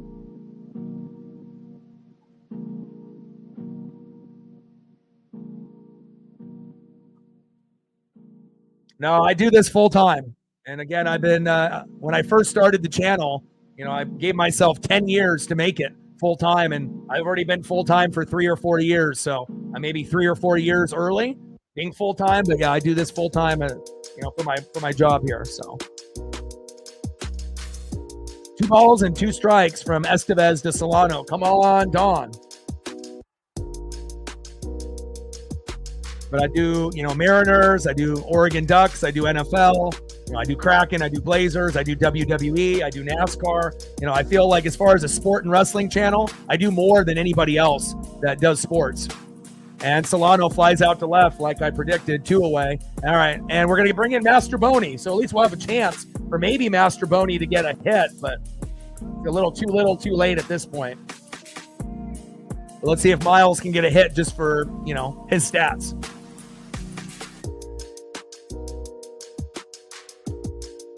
All right, bottom of the 9th, 6-3 lead. Mastroboni coming in for Dylan Moore, which I agree with.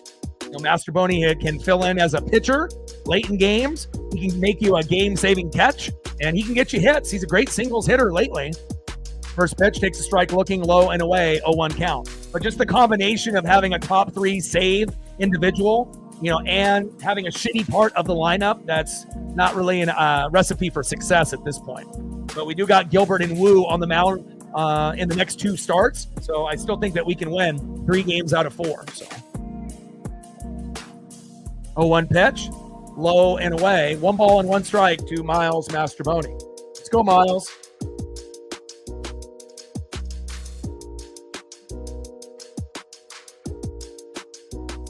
Oh, yeah. I'm a big card and toy collector. I've been collecting, since I was 3, and I'm 43. And I would say 90 to 95% of my collection still in the box. 1-1 pitch in play, and Mastroboni flies out to center.